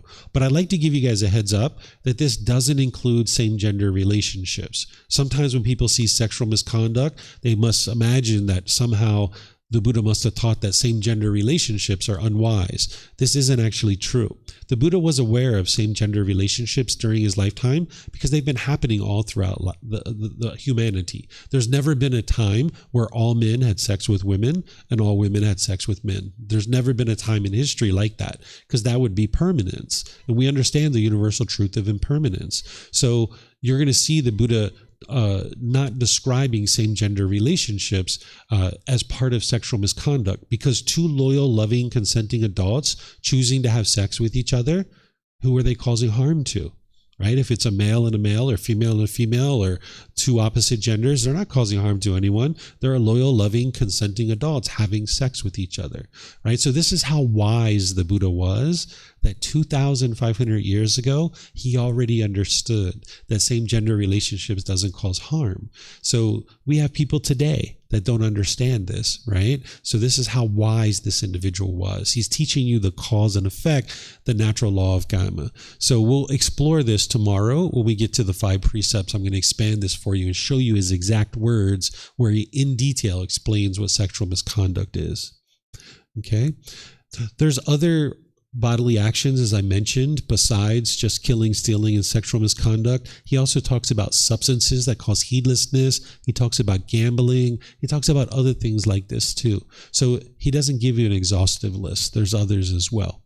Then the 6th factor, or actually, sorry, the 5th factor is right livelihood. He says, in what, monks, is right livelihood? Here, monks, the noble disciple, having given up wrong livelihood, keeps himself by right livelihood. So again, just saying something very general and very broad, he's pointing to other teachings, because the Eightfold Path integrates a bunch of teachings. So in the Eightfold Path, he just gives you this very broad, very general statement. But then if you go look at his other teachings, that's where you're going to see the teachings on right livelihood. First of all, what a livelihood is how you choose to sustain your life. If you choose to sustain your life on causing harm to others, that harm is going to come back to you.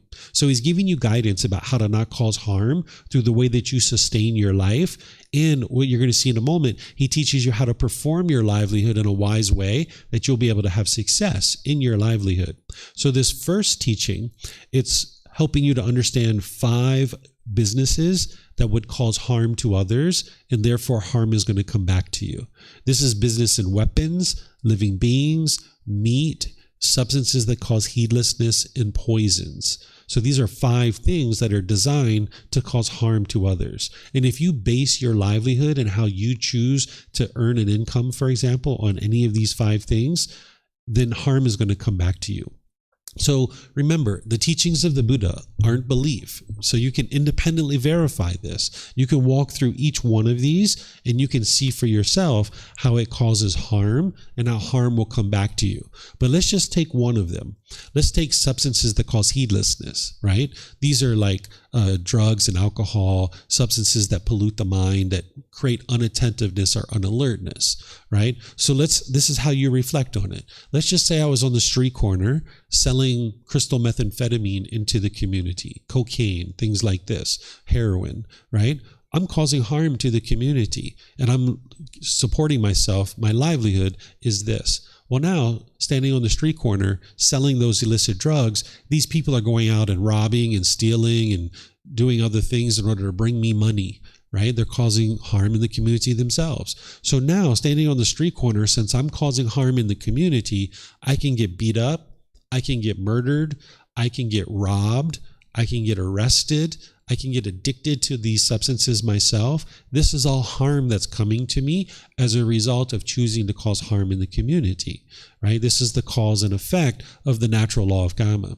But this natural law of karma, it functions at a much higher level than any kind of governmental law. Government laws are created by humans and they're imperfect because they're created and administered by human beings. The natural law of karma is not that, right? So the natural law of karma is functioning at a much higher level. So most places in the world, it is illegal to stand on the street corner and sell crystal methamphetamine. But there's places in the world where maybe I would like to sell alcohol and I'd like to be a cashier at a liquor store, or I'd like to be a bartender or something like this, right? The government's not going to arrest you for that. You're not going to go to jail for that in certain places, right? But if you understand the natural law of karma, you might realize that that's unwise to work in that particular livelihood. Because when you're, say, a cashier at a liquor store, these are places that typically get robbed, right? People will come in with guns and knives in order to steal money, right? And you might get murdered, you might get beat up, you might get injured. This is all the results of our decisions to choose to do this. And we might choose that this would be an unwise livelihood for us. Or at the very least, you're going to be dealing with a certain level of intoxication by some of these customers that are coming in that you're having to deal with. So how can you get to a peaceful and joyful life and a peaceful and joyful mind if you're constantly having to deal with intoxicated people, right? So you can take each one of these livelihoods and you can see for yourself that these are going to cause harm and harm is going to come back to you. And if you have any challenges doing that, just let me know and I'll give you examples of each of these. Then the Buddha gives you this detail about how to perform your livelihood so that you can be successful in the way that you perform your career, your profession. He explains that it would be unwise to do any kind of scheming, flattering, hinting, belittling, or pursuing gain with gain. So I'll explain to you guys what these are. What scheming is like being corrupt, right? So let's just say I was like a politician. That's not one of those 5 livelihoods that causes harm. I'm not causing harm by being the mayor of the town that I live in or something like that. There's no harm in that. But if I was corrupt and I was doing backhanded deals, maybe 10 or 15 years into my career, people find out about this and now they won't reelect me. And now I'm out on the street and I don't have a job and I can't support myself, right? So the Buddha advises you that it would be unwise to do any kind of scheming or corruption within your livelihood. What flattery is, this is like insincere comments just to get people to buy things from you, right? So say that I was a salesperson and now somebody comes in and it's like, oh, that shirt looks so beautiful on you. It really brings out the colors of your eyes. You just look so charming. By the way, I've got these earrings that'll go really well with that shirt. Why don't you come over here? Let me show you these earrings, right? This is like just flattering the person, trying to get them to buy things from you. And if you've ever been in that kind of situation, you were probably turned off by it and you were like, I don't even want to buy anything from this place. You probably walked right out, right? That might have been what you did, right? So if you're going to have a successful career, you're going to need to not do that, where you're not having just insincere comments to get people to buy things from you. What hinting is where you're not clear and concise about what it is that you're doing in your livelihood. So say we are on a project team, we are going to brief our boss. We would like to be clear and concise about what it is that we're working on. Whereas if we're hinting and we're kind of like roaming all over the place, it's a lot harder for this person to understand what it is that we're doing in our project, and now we're going to have difficulties in our job. So the Buddha teaches you to be clear and concise when you're communicating about your work. What belittling is where you're degrading or diminishing other people, like maybe your coworkers, your business partners, maybe your competition. Sometimes people think that that's good business to degrade your competition, but it actually looks really bad on you. And this is going to hinder you from being able to be successful in your career. So if one of your customers asks you about your competition, if you don't have anything good to say, just don't say anything at all. What you can do is you can focus on what you can do. You can say, you know what, I'm not really sure what they do, but what I can do for you is I can do this, right? And you just talk about what you can do instead of degrading or diminishing your competition. That would be really unwise. And then what pursuing gain with gain is, this is like if you were just taking a job for the money and that's all you cared about. You didn't really care about the product or the service. You were just there for the paycheck and that's it. If you've ever had that kind of job, you probably felt very unmotivated and lacked enthusiasm and ambition to go to work each day. You might have kind of dragged yourself to work each day. Or maybe at the beginning, you were really excited about this more money that you were getting. And initially, you were so excited to go to work and get this money. But then over time, that burns out. And you don't really care about the product or service that you're working with or you're delivering. And now you just kind of feel unmotivated and unenthusiastic about the work that you're doing. So what the Buddha is teaching you to do is he's guiding you to where you can enjoy the work that you're doing, right? You don't have to go to work and hate work. If you're going to get to a peaceful and joyful mind and a peaceful and joyful life, you're going to need to get to the point where you enjoy all aspects of your life, including your work. So you would like to select a livelihood that you thoroughly enjoy. If you notice here in Thailand, there's people that thoroughly enjoy their work, right? There might be that little old lady on the street corner selling mango and sticky rice. Maybe she went out early in the morning to her mango grove. She picked each one of her mangoes. She brushed them off and cleaned them. She brought them to the market. She made her sticky rice and her coconut milk. And now she's standing on the street corner, just very peacefully slicing the mango, putting it on a plate, pouring some coconut milk over it and serving you this mango and sticky rice. And she just thoroughly enjoys that so much. She's got a huge smile on her face and she collects her little 40 baht and then she moves on to the next customer, right? She just thoroughly enjoys selling this mango and sticky rice. Well, you've got to find your mango and sticky rice. What is your mango and sticky rice? What is it that you just thoroughly enjoy doing? You're not doing it for the money, right? Of course, you're going to make a certain amount of money because you need that in order to survive. But that's not the motivating factor of what it is that you're looking to do in the world, that you're really thoroughly enjoy what you're doing each and every day. And right now, you might not be in that livelihood, and that's okay. But gradually, slowly over time, you can get to the point where you're in that livelihood. So what we're talking about here is we're talking about what's called the first fold of purification. So making sure you're not doing one of those 5 livelihoods: business and weapons, living being, meats, substances that cause heedlessness, and poisons. And then making sure you're not scheming, flattering, hinting, belittling, or pursuing gain with gain. When you get to this point of your practice, you've accomplished what's called the first fold of purification. There's a second fold of purification for right livelihood. So if you're in a job that you currently don't like, Or if you're in between jobs and you're looking for a job, you might decide to look at the second fold of purification also, right? Because if you're going to make a decision, you'd like to be making some wise decisions about your livelihood. You'll find this in volume 12, chapter 14 of our book series. And it's right over there on the bookshelf. You can download it from our website for free. You can take it and go print it. You can get it on Amazon. You can get it here. You can look at it while you're here. It's up to you. So it's volume 12, chapter 14. That's where you're going to find the first and the second fold of purification, where the Buddha is guiding you on how to have enthusiasm and ambition and motivation within your job. Because who wants to go to this dull, mundane place, every day for 8 hours a day, 10 hours a day? You're not interested in that. You would like to really enjoy the work that you're doing. Sure, you're going to need to get a paycheck, but that should be secondary, right? Whenever you get to a right livelihood, you should be enjoying that so much that even if you didn't get paid for it, you'd still do it. That's how much you enjoy it. Of course, you would need to get money in order to survive, but you thoroughly enjoy this work so much, you would do it even if you didn't get paid for it. That's how much you enjoy it. Okay, so this is right livelihood. Now, just a summary for the moral conduct section is right speech is ensuring that all your verbal conduct doesn't have any harm in it. And we talked about the speech in terms of eliminating lying, slander, harsh speech, and frivolous speech. But then in more detail, the 5 factors of well-spoken speech: speaking at the proper time, what you say is true, gentle, beneficial, and with a mind of loving kindness. And this is going to help you to develop barami, the one who people listen to. But remember, this is also right communication.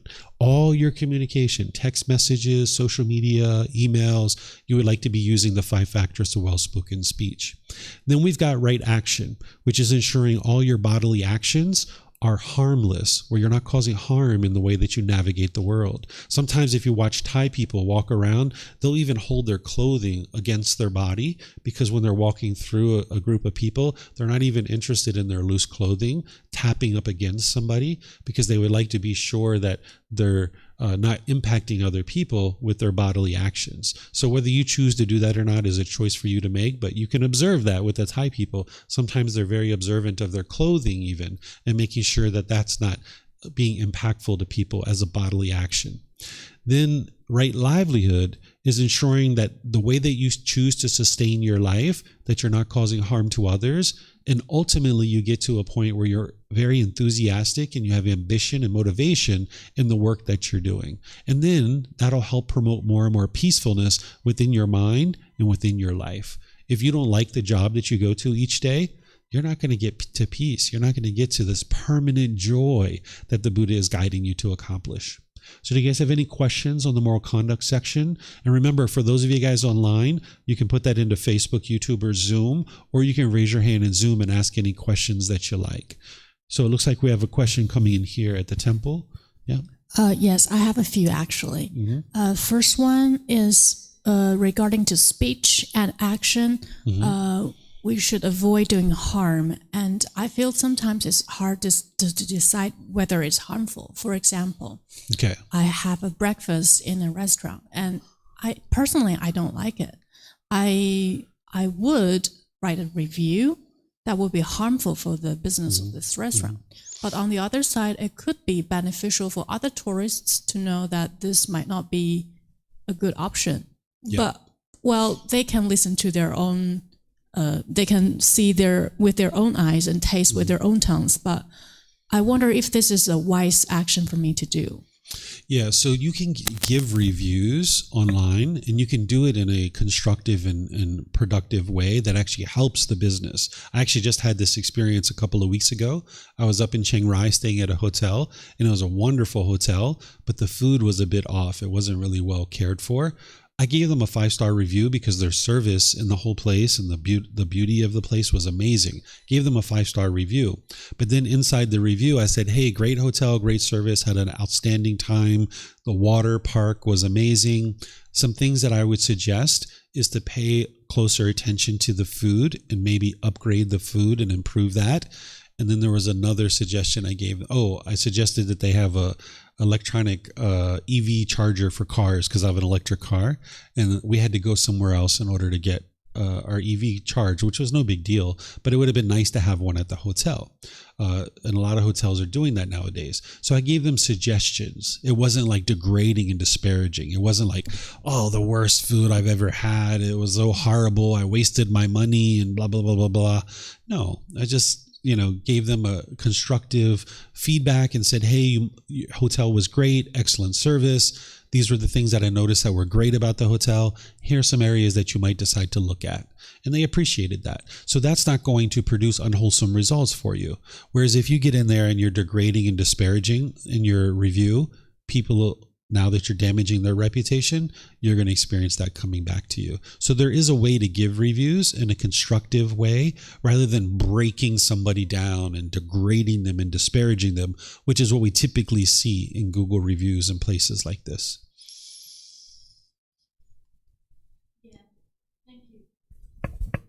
It's on. Yes, I especially like it that the viewpoint you said is constructive. Mm-hmm. It really kind of changed my mind to see this whole thing. Yeah. Another question I have is regarding action. There is one of the job that's seatless, like alcohol and drugs. Oh yeah. Mm-hmm. Yes. For example, in some hospital, there are people experiencing lots of pain and need some of the drugs to calm down. Yeah. I wonder how Buddha will see this kind of things happening. Yeah. So in order for there to be certain unwholesome or wholesome karma generated, there needs to be intention behind it. So if there's a prescription medication that the intention is to heal and help the health of the body, the intention is to heal the health of the body. It's not to produce heedlessness. What heedlessness is like thoughtlessness, unattentiveness, unalertness, uncalmness. This is exactly opposite of what you need in order to get to enlightenment. You're going to learn in a moment that what you need is mindfulness or awareness of mind. You need to be aware of your thoughts and your ideas and your feelings and all these different things in order to be able to purify your mind. So if you're putting substances into the body that are producing heedlessness, where you're unattentive and unalert and unaware of what's going on in your mind, that's not going to help you. So if there's a certain medication that is helping to heal the health of the body, the intention is to heal. But some of these prescription medicines can produce heedlessness, and they're even addictive, some of them. So that's where you would be wise to look at any prescription medications that are being prescribed and determine whether or not it's something that you're willing to take. Because if you look at the prescription and you see that it's maybe got an opioid base to it and it's addictive, you might talk to the doctor and say, hey, doctor, is there another option here? And usually they'll give you another option because you're not interested in taking that one. But sometimes there's no other option. And it's like, no, this is the only medication. And in that situation, if you have that wisdom and you know that wisdom, now when you're taking that medication, you know to get off of it as soon as possible so you don't get addicted to it.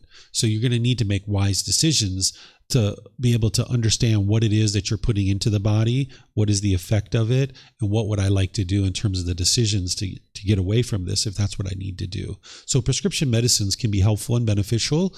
You just need to be sure that you're not getting addicted to them and that they're not addictive. And that's through a bit of research and making sure you cultivate wisdom around that. Nowadays, since we live in the information age, it's really easy for you to do that. You're welcome. Okay, let's see if we have anything online here. I'm not seeing any questions online. So let's move on to the mental discipline section, right? Because we've talked about the wisdom section, the moral conduct section. Now we're going to move into the mental discipline. This is where you're going to be able to see that it's all going to come together. Because without the mental discipline, you wouldn't actually be able to practice the moral conduct. You're going to need the mental discipline. And you also wouldn't be able to practice the moral conduct and the mental discipline without the wisdom, right? So these are all building on each other. So now we're going to go into right effort. And this is the words of the Buddha here. What the Buddha says is, in what, monks, is right effort? Here, monks, a monk rouses his will, makes an effort, stirs up energy, exerts his mind, and strives to prevent the arising of unarisen, evil, unwholesome mental states.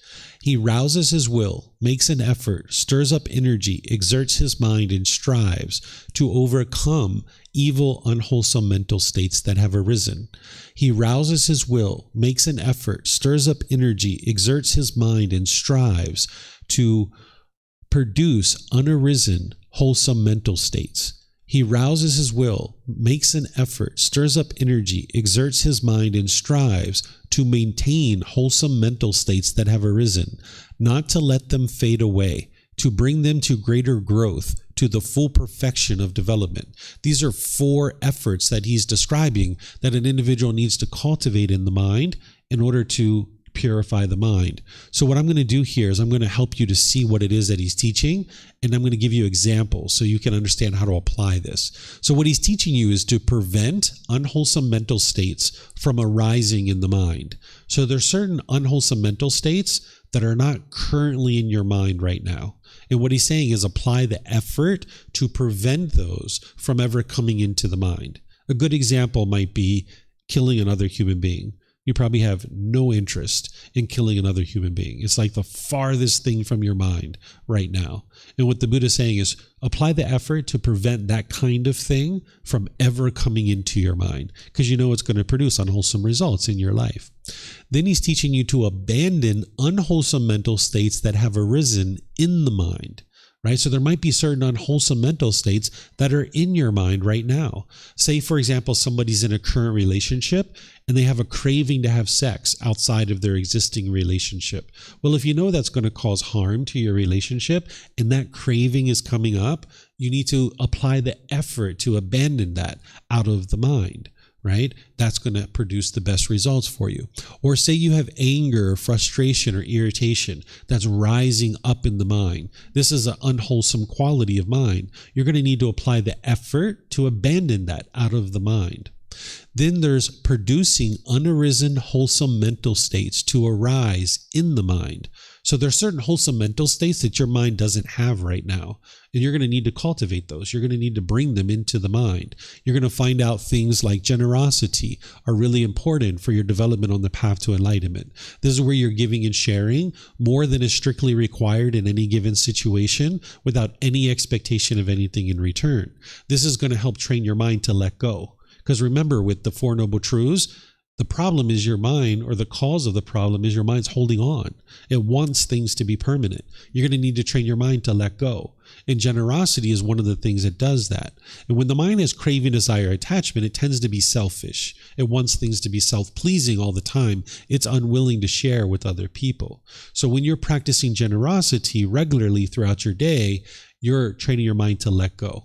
So if you find it hard to share with other people, you're going to need to apply the effort to bring this quality into your mind. That's what the Buddha is teaching you.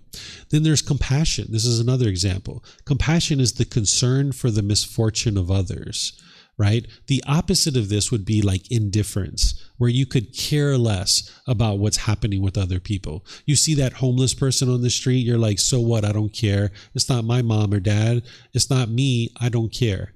Right? That's indifference.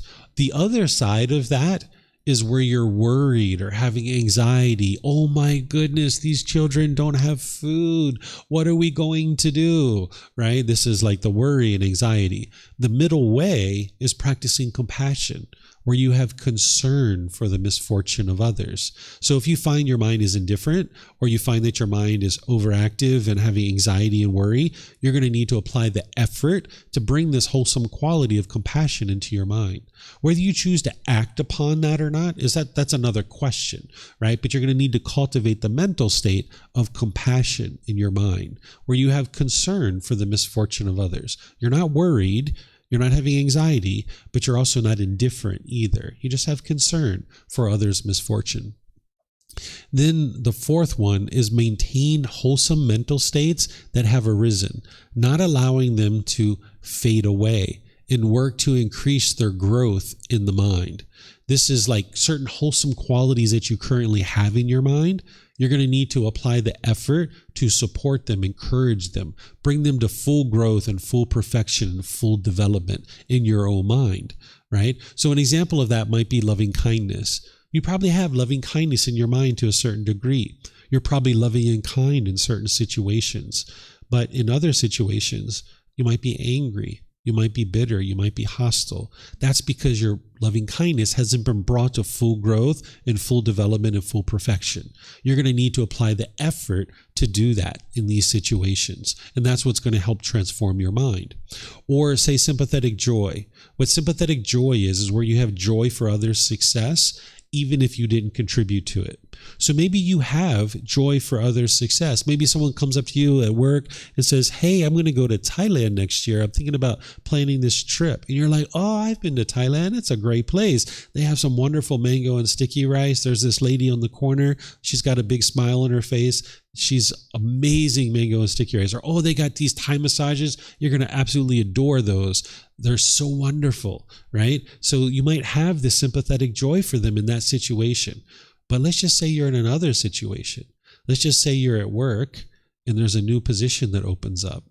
And you and a few of your coworkers apply. It's a bigger title. It's more money. And they get the job instead of you.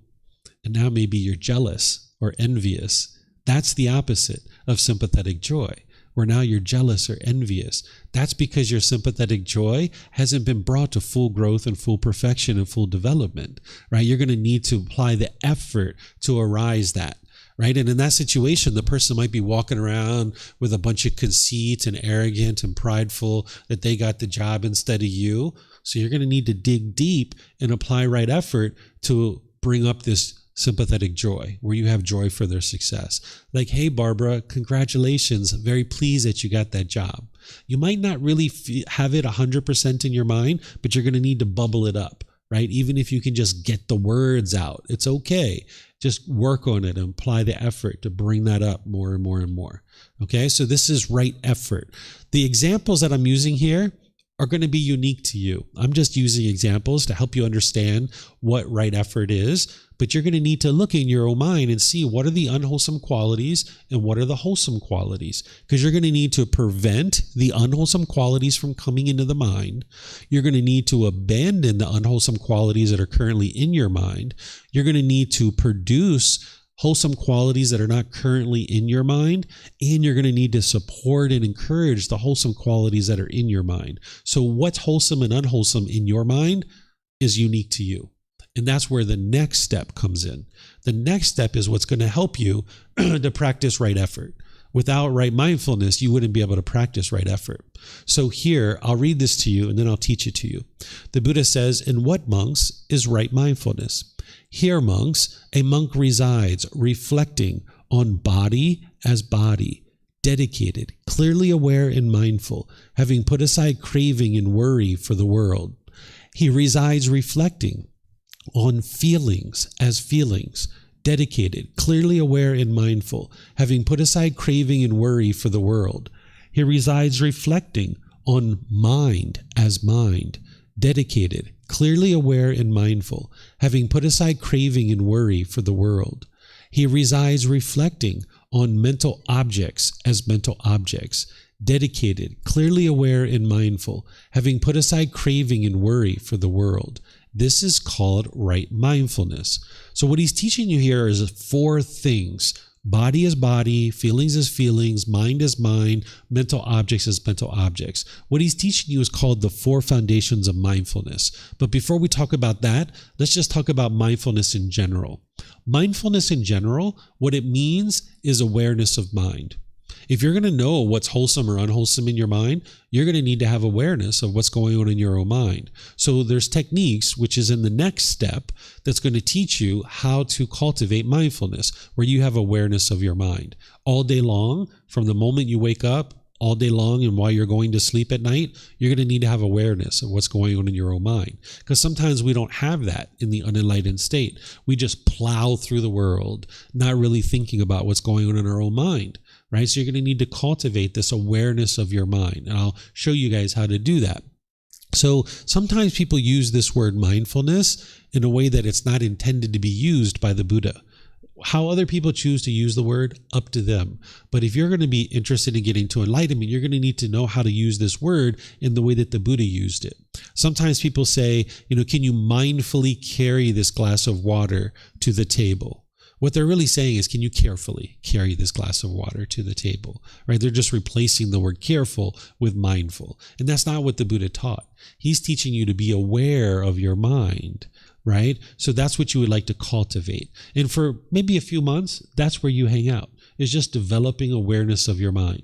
But ultimately, you're going to need to develop the 4 foundations of mindfulness, where you understand and have awareness of the bodily sensations, the feelings, the condition of the mind, and the mental objects.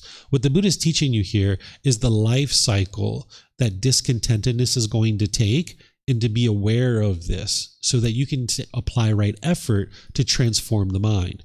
What he's talking about with the bodily sensations, he's not talking about just an itch or a scratch. What he's talking about is, before you get discontent, there's some bodily sensation that is occurring that you may or may not even be aware of right now, but you're going to need to build awareness of it. So before you get angry, there's some maybe tingling in the body rising up to the chest. There's some tightening in the chest, tightening in the throat, heat in the face, pressure in the skull, right? If you've ever observed this or noticed this, this is what the Buddha is teaching you to be aware of. Because if you're aware of those bodily sensations before your mind experiences the feeling, you can actually apply right effort to cut that off and let it go, right? So if you're noticing this tingling sensation, this tightening in the chest, you can cut it off and let it go, not allowing the mind to experience the feeling. You're not suppressing the feeling. You're not repressing the feeling. You're actually cutting it off and letting it go before the mind even experiences the feeling. So essentially what you've got that you may not even be aware of is you've got an early warning system alerting you that you're about to become discontent. That's what those bodily sensations are. When we talk about shyness, people talk about butterflies in their stomach or this queasiness in the stomach. That's the bodily sensations that your mind's about to get shy. You're about to have some shyness, right? So each one of these feelings, whether it's pleasant, painful, or neither painful nor pleasant, there's bodily sensations associated with it. It's an early warning system. It's like, I'm about to get a conditioned feeling. I'm about to get a conditioned feeling. I'm about to get a conditioned feeling. And what the Buddha teaches you is to apply right effort and say, nope, not going to let you do that. You cut it off and let it go. And essentially over time, you rewire your mind where it no longer forms conditioned feelings. And if you do this enough, you will eventually get to the point where there's no anger that arises. There's no frustration that arises. There's no annoyment, even the slightest dislike towards other beings. It just doesn't arise, right? So this is what the Buddha is talking about with the first foundation of mindfulness, is being aware of the bodily sensations. Essentially, it's like if you were to take a boat from Australia to Indonesia and you were out in the middle of the boat, if you just let the water come flooding into the boat, you've got a real problem to deal with. So what you'd like to do is prevent the water from ever coming into the boat. And now you can just sail your way from Australia to Indonesia. Right? That's what you would like to do. So that's what you would like to do with these conditioned feelings, that when they're arising, catch it as a bodily sensation and cut it off and let it go. But because your mind isn't well developed right now and you have certain cravings, your mind is going to get these feelings, right? You are going to experience some anger and frustration. Between now and enlightenment, you're going to experience plenty of conditioned feelings. So if you miss it as a bodily sensation and it does become a feeling, cut it off and let it go there. That's the next best option. Don't allow the mind to dwell in that anger. Don't allow the mind to dwell in that frustration. Cut it off and let it go. If you don't cut it off and let it go as a feeling, it's going to start to affect the condition of your mind. This is where people might be angry for a few minutes or a few hours or a few days, or grumpy or irritable. Have you ever been grumpy or irritable for like a week or two? Of course you have, right? Because you didn't understand what I'm teaching you here. So your mind experienced this. There was some craving, desire, attachment that got triggered. There was bodily sensations that you probably weren't even aware of. Your mind experienced the feeling.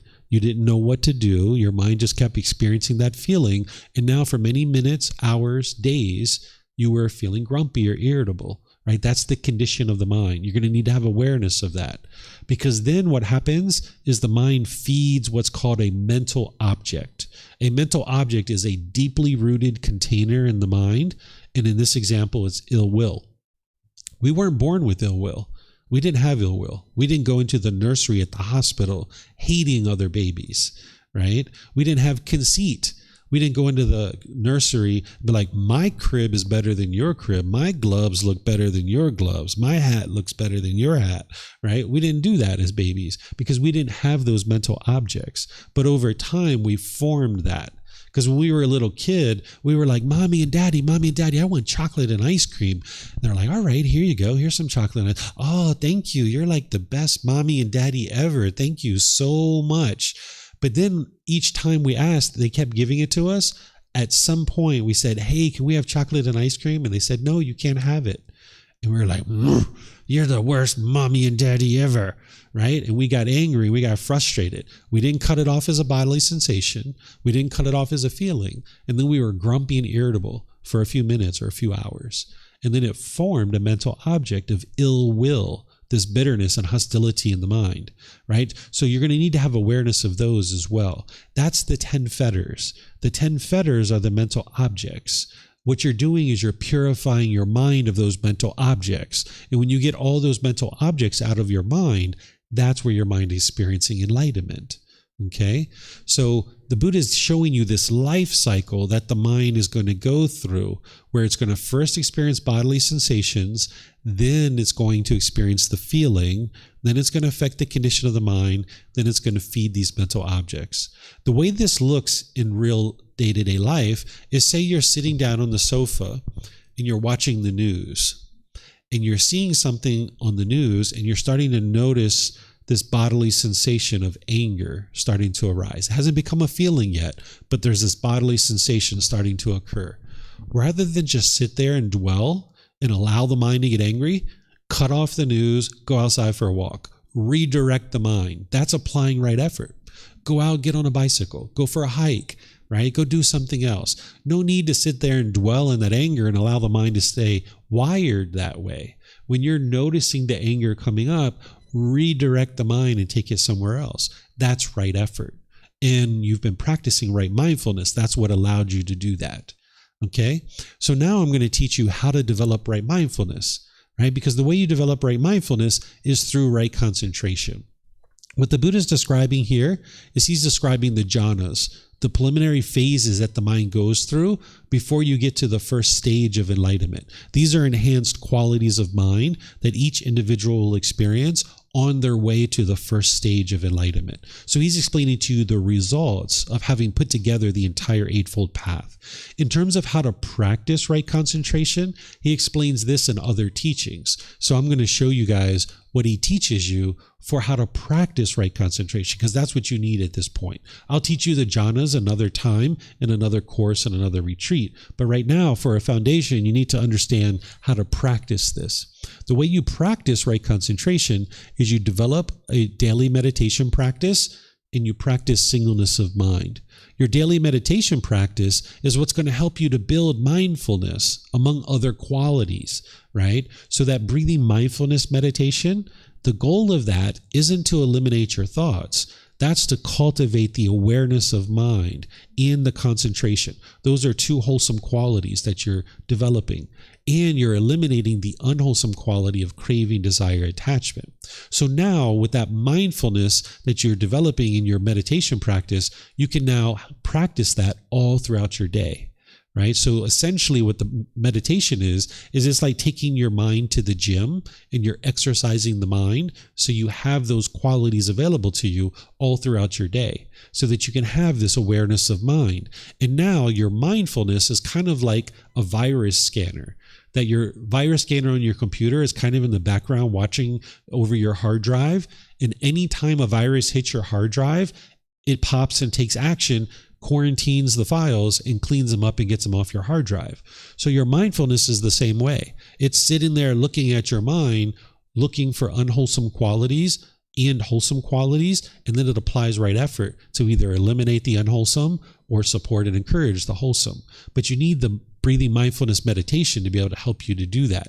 That's what's going to help you cultivate the quality of mindfulness and concentration and then eliminate your craving, desire, attachment. The Buddha taught 4 meditations. That's the only 4 that he taught. There's 2 that everybody's going to need, and then there's 2 others that are specialized meditations that are only used in unique situations. So I'm introducing you guys and teaching you breathing mindfulness meditation. This afternoon, we're going to go through all the ins and outs of breathing mindfulness meditation. But essentially what you would like to do is build up to 2 or 3 sessions per day for 30 minutes or more. And that can sound like a lot for someone who's just getting started. It can take you 6 months, a year, even 2 years to build up to this. But right now, there's probably certain unbeneficial things that you're doing in your life that if you cleared those things out of your life, you'd probably have a fair amount of time to be able to do things like meditation, right? Because if you're like searching social media 3, 4, 5, 6 hours a day, you can cut that down, right? And that'll give you more time to do something like meditation. But this is gradual training, gradual practice, and gradual progress. What you're going to notice is frequency is more important than duration. So if it's a matter of like 1 meditation for 30 minutes or 2 for 15, do the 2 for 15. That's going to be much more impactful for your mind over the course of the day, right? So we'll talk about more of that this afternoon. Then there's singleness of mind. Singleness of mind is something that you're practicing all day long, where you're just doing one thing at a time. Oftentimes people are taught that they can multitask. You actually can't multitask. Your mind cannot do more than one thing at a time. What your mind is actually doing is you're doing one particular thing for like 5 seconds, 8 seconds, then you're rapidly cycling to the next thing for 3, 4, 5, 10 seconds. And then you're rapidly cycling to the next thing for however many seconds. And your mind's racing like this, around and around and around. It's like a racehorse running around a racetrack. Well, if you ever went and look at racehorses in the barn after they've been running around the track, they can't calm down, right? They're in the barn, they're all hyped up because they're used to running around the track. So if that's what you do at work all day, where you're running around, and your mind's trying to multitask when you really can't, and you're bouncing from thing to thing to thing to thing to thing, you might find that it's very hard to relax at the end of your workday, where you have stress and anxiety, right? So if I was talking on the phone and I'm watching TV and I'm eating a sandwich, I'm not actually doing all 3 of those things at the same time. I'm talking on the phone for a little bit. I'm watching TV for a little bit. I'm eating a sandwich for a little bit. And when we get off the phone, I don't really even remember what we talked about. This conversation that could have been probably 10, 15 minutes ended up being 45 minutes, right? And then when we got off the phone, I completely forgot what we talked about. I might have agreed to do something for somebody that you might have to go back and you have to sort out and you have to fix that. Or you might have been bitter and harsh and hostile in the situation because your mind was all over the place. You weren't able to bring your full wisdom of right speech into your phone call. So you would like to practice singleness of mind, where you're just doing one thing at a time. Talk on the phone. Bring forth your wisdom of right speech. And you're not going to be able to do that if you're trying to do all these things at one time. So if you're in a business meeting and you're noticing that your mind is wandering and thinking about that trip that you're going to take to Thailand, cut that off. Let it go. Come back to the business meeting. Focus on the business meeting. That's what's going to produce the results for you in that situation. When it's time to think about Thailand, you think about Thailand, right? So if you're washing dishes, you're just washing dishes. Whereas if you're thinking about something else, next thing you know, the knife slips and it cuts your hand, right? And now you got to go to the hospital, right? So sometimes people think that multitasking is actually helping them to be more productive, but it's not. It's actually taking a lot more time and it's producing unwholesome results for you. The whole idea of multitasking came about in the 1960s. Before that, people weren't talking about multitasking. What happened in the 1960s is that computers came out. Computer chips can multitask. And when human beings started learning about computers, they were like, we can multitask too. No, we can't. We can only do one thing at a time, right? So you would like to just focus on one thing at a time. What this is going to do for you is it's kind of like a piece of wood and a steel rod. If I grind the steel rod back and forth, initially it's going to bounce around a lot because there's not a groove there. And that's what your mind's going to do. It's going to bounce around a lot. But if you grind this steel rod back and forth enough, you're going to get a groove going in this wood, and it's going to be less and less likely to pop out. And when it does pop out, you're going to notice it, and you're going to bring it right back.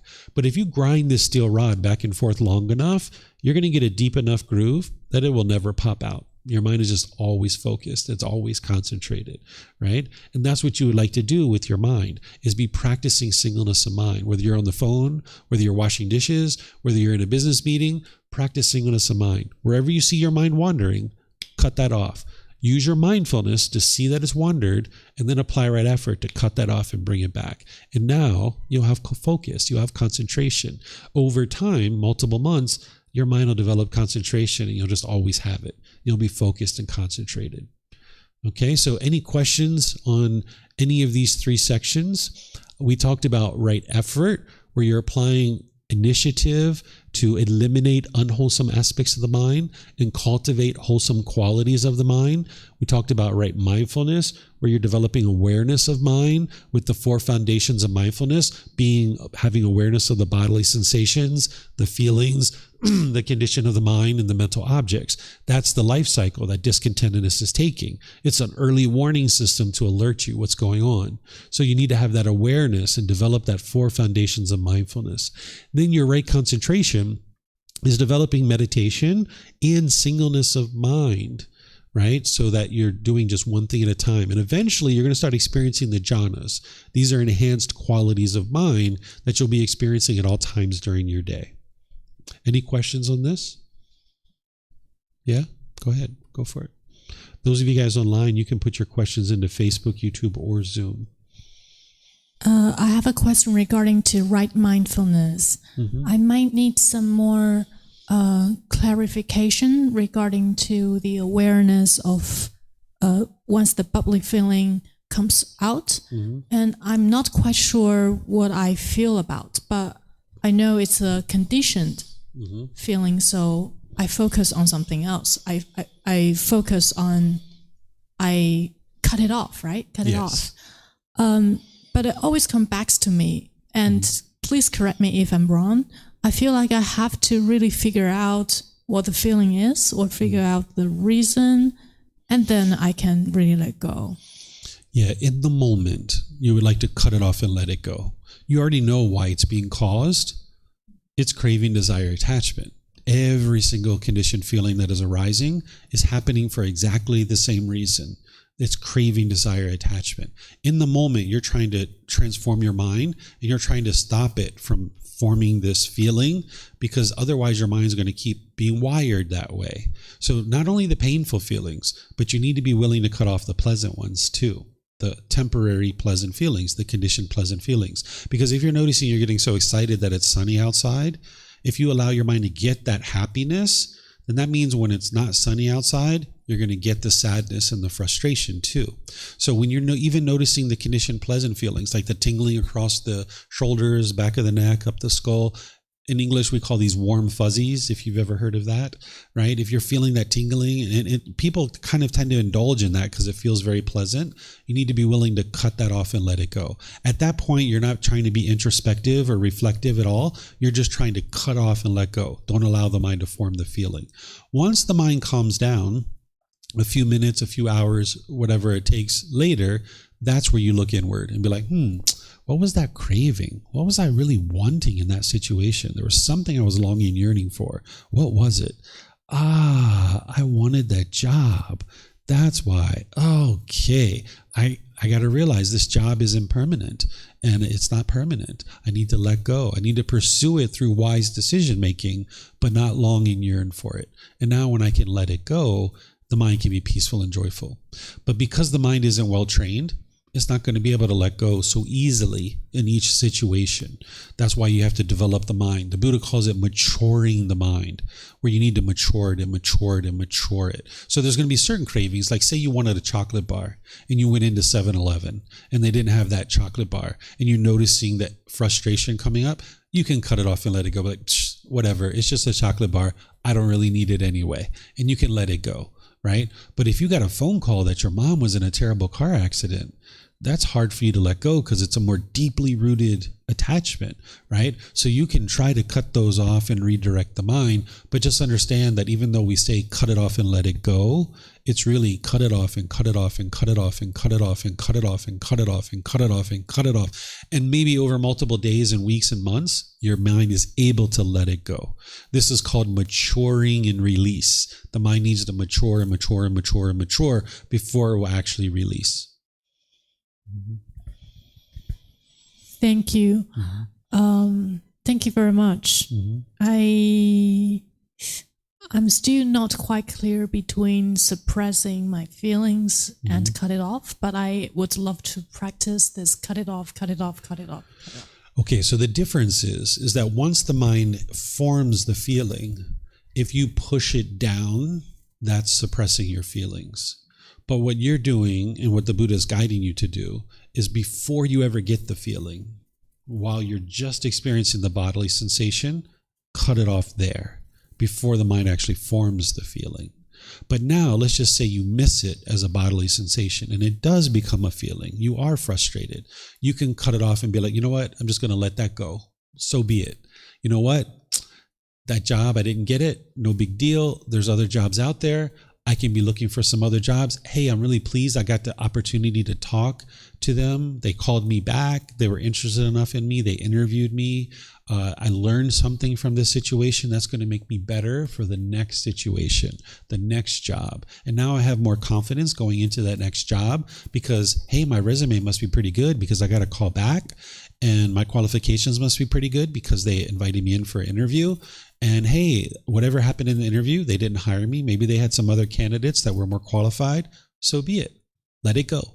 And now I'm going to focus on these jobs over here and try to get me another job. So when you feel that frustration in the mind, when it's a feeling, instead of pushing it down and be like, oh, I don't want to feel that. I don't want to feel that. I don't want to feel that. Instead of pushing it down, you're just like, you know what? I'm going to let that go. That job was great. I would have really enjoyed having it, but it didn't work out for me. Now I'm going to go over here and do this. That's letting it go, moving beyond it and just letting it release out of your mind. So you're not suppressing it. You're letting it go. Yeah. Okay. So it looks like we have some things coming in here on YouTube maybe. Let's see what we've got here.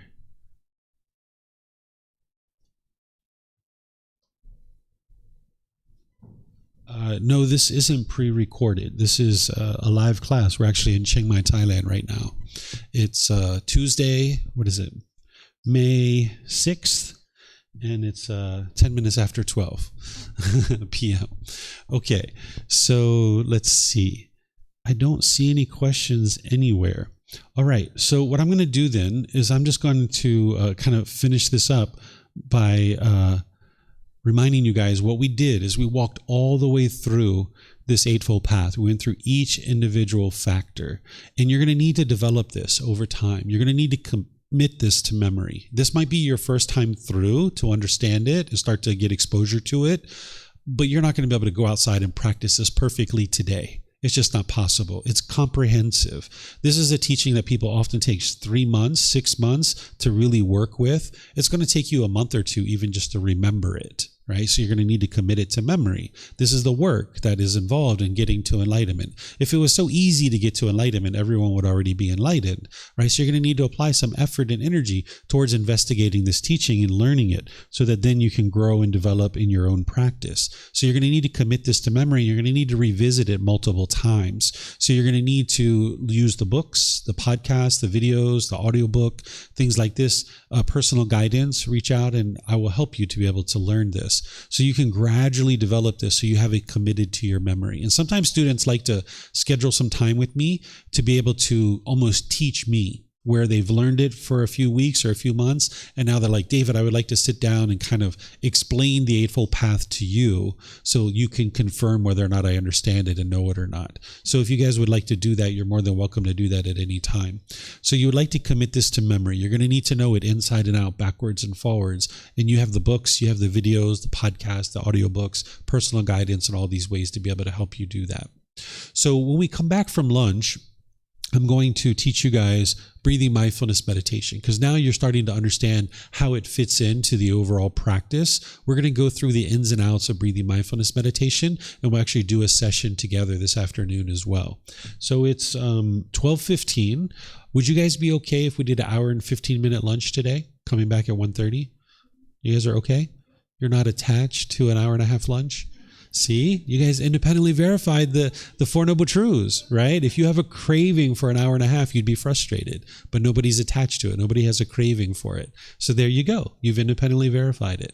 Okay, so we're going to get together at 1:30, which is an hour and 15 minutes from now for those of you guys online, and we're going to be learning breathing mindfulness meditation. I'm going to teach you all the ins and outs of this. So enjoy your break, and I'll see you guys afterwards, okay? All right.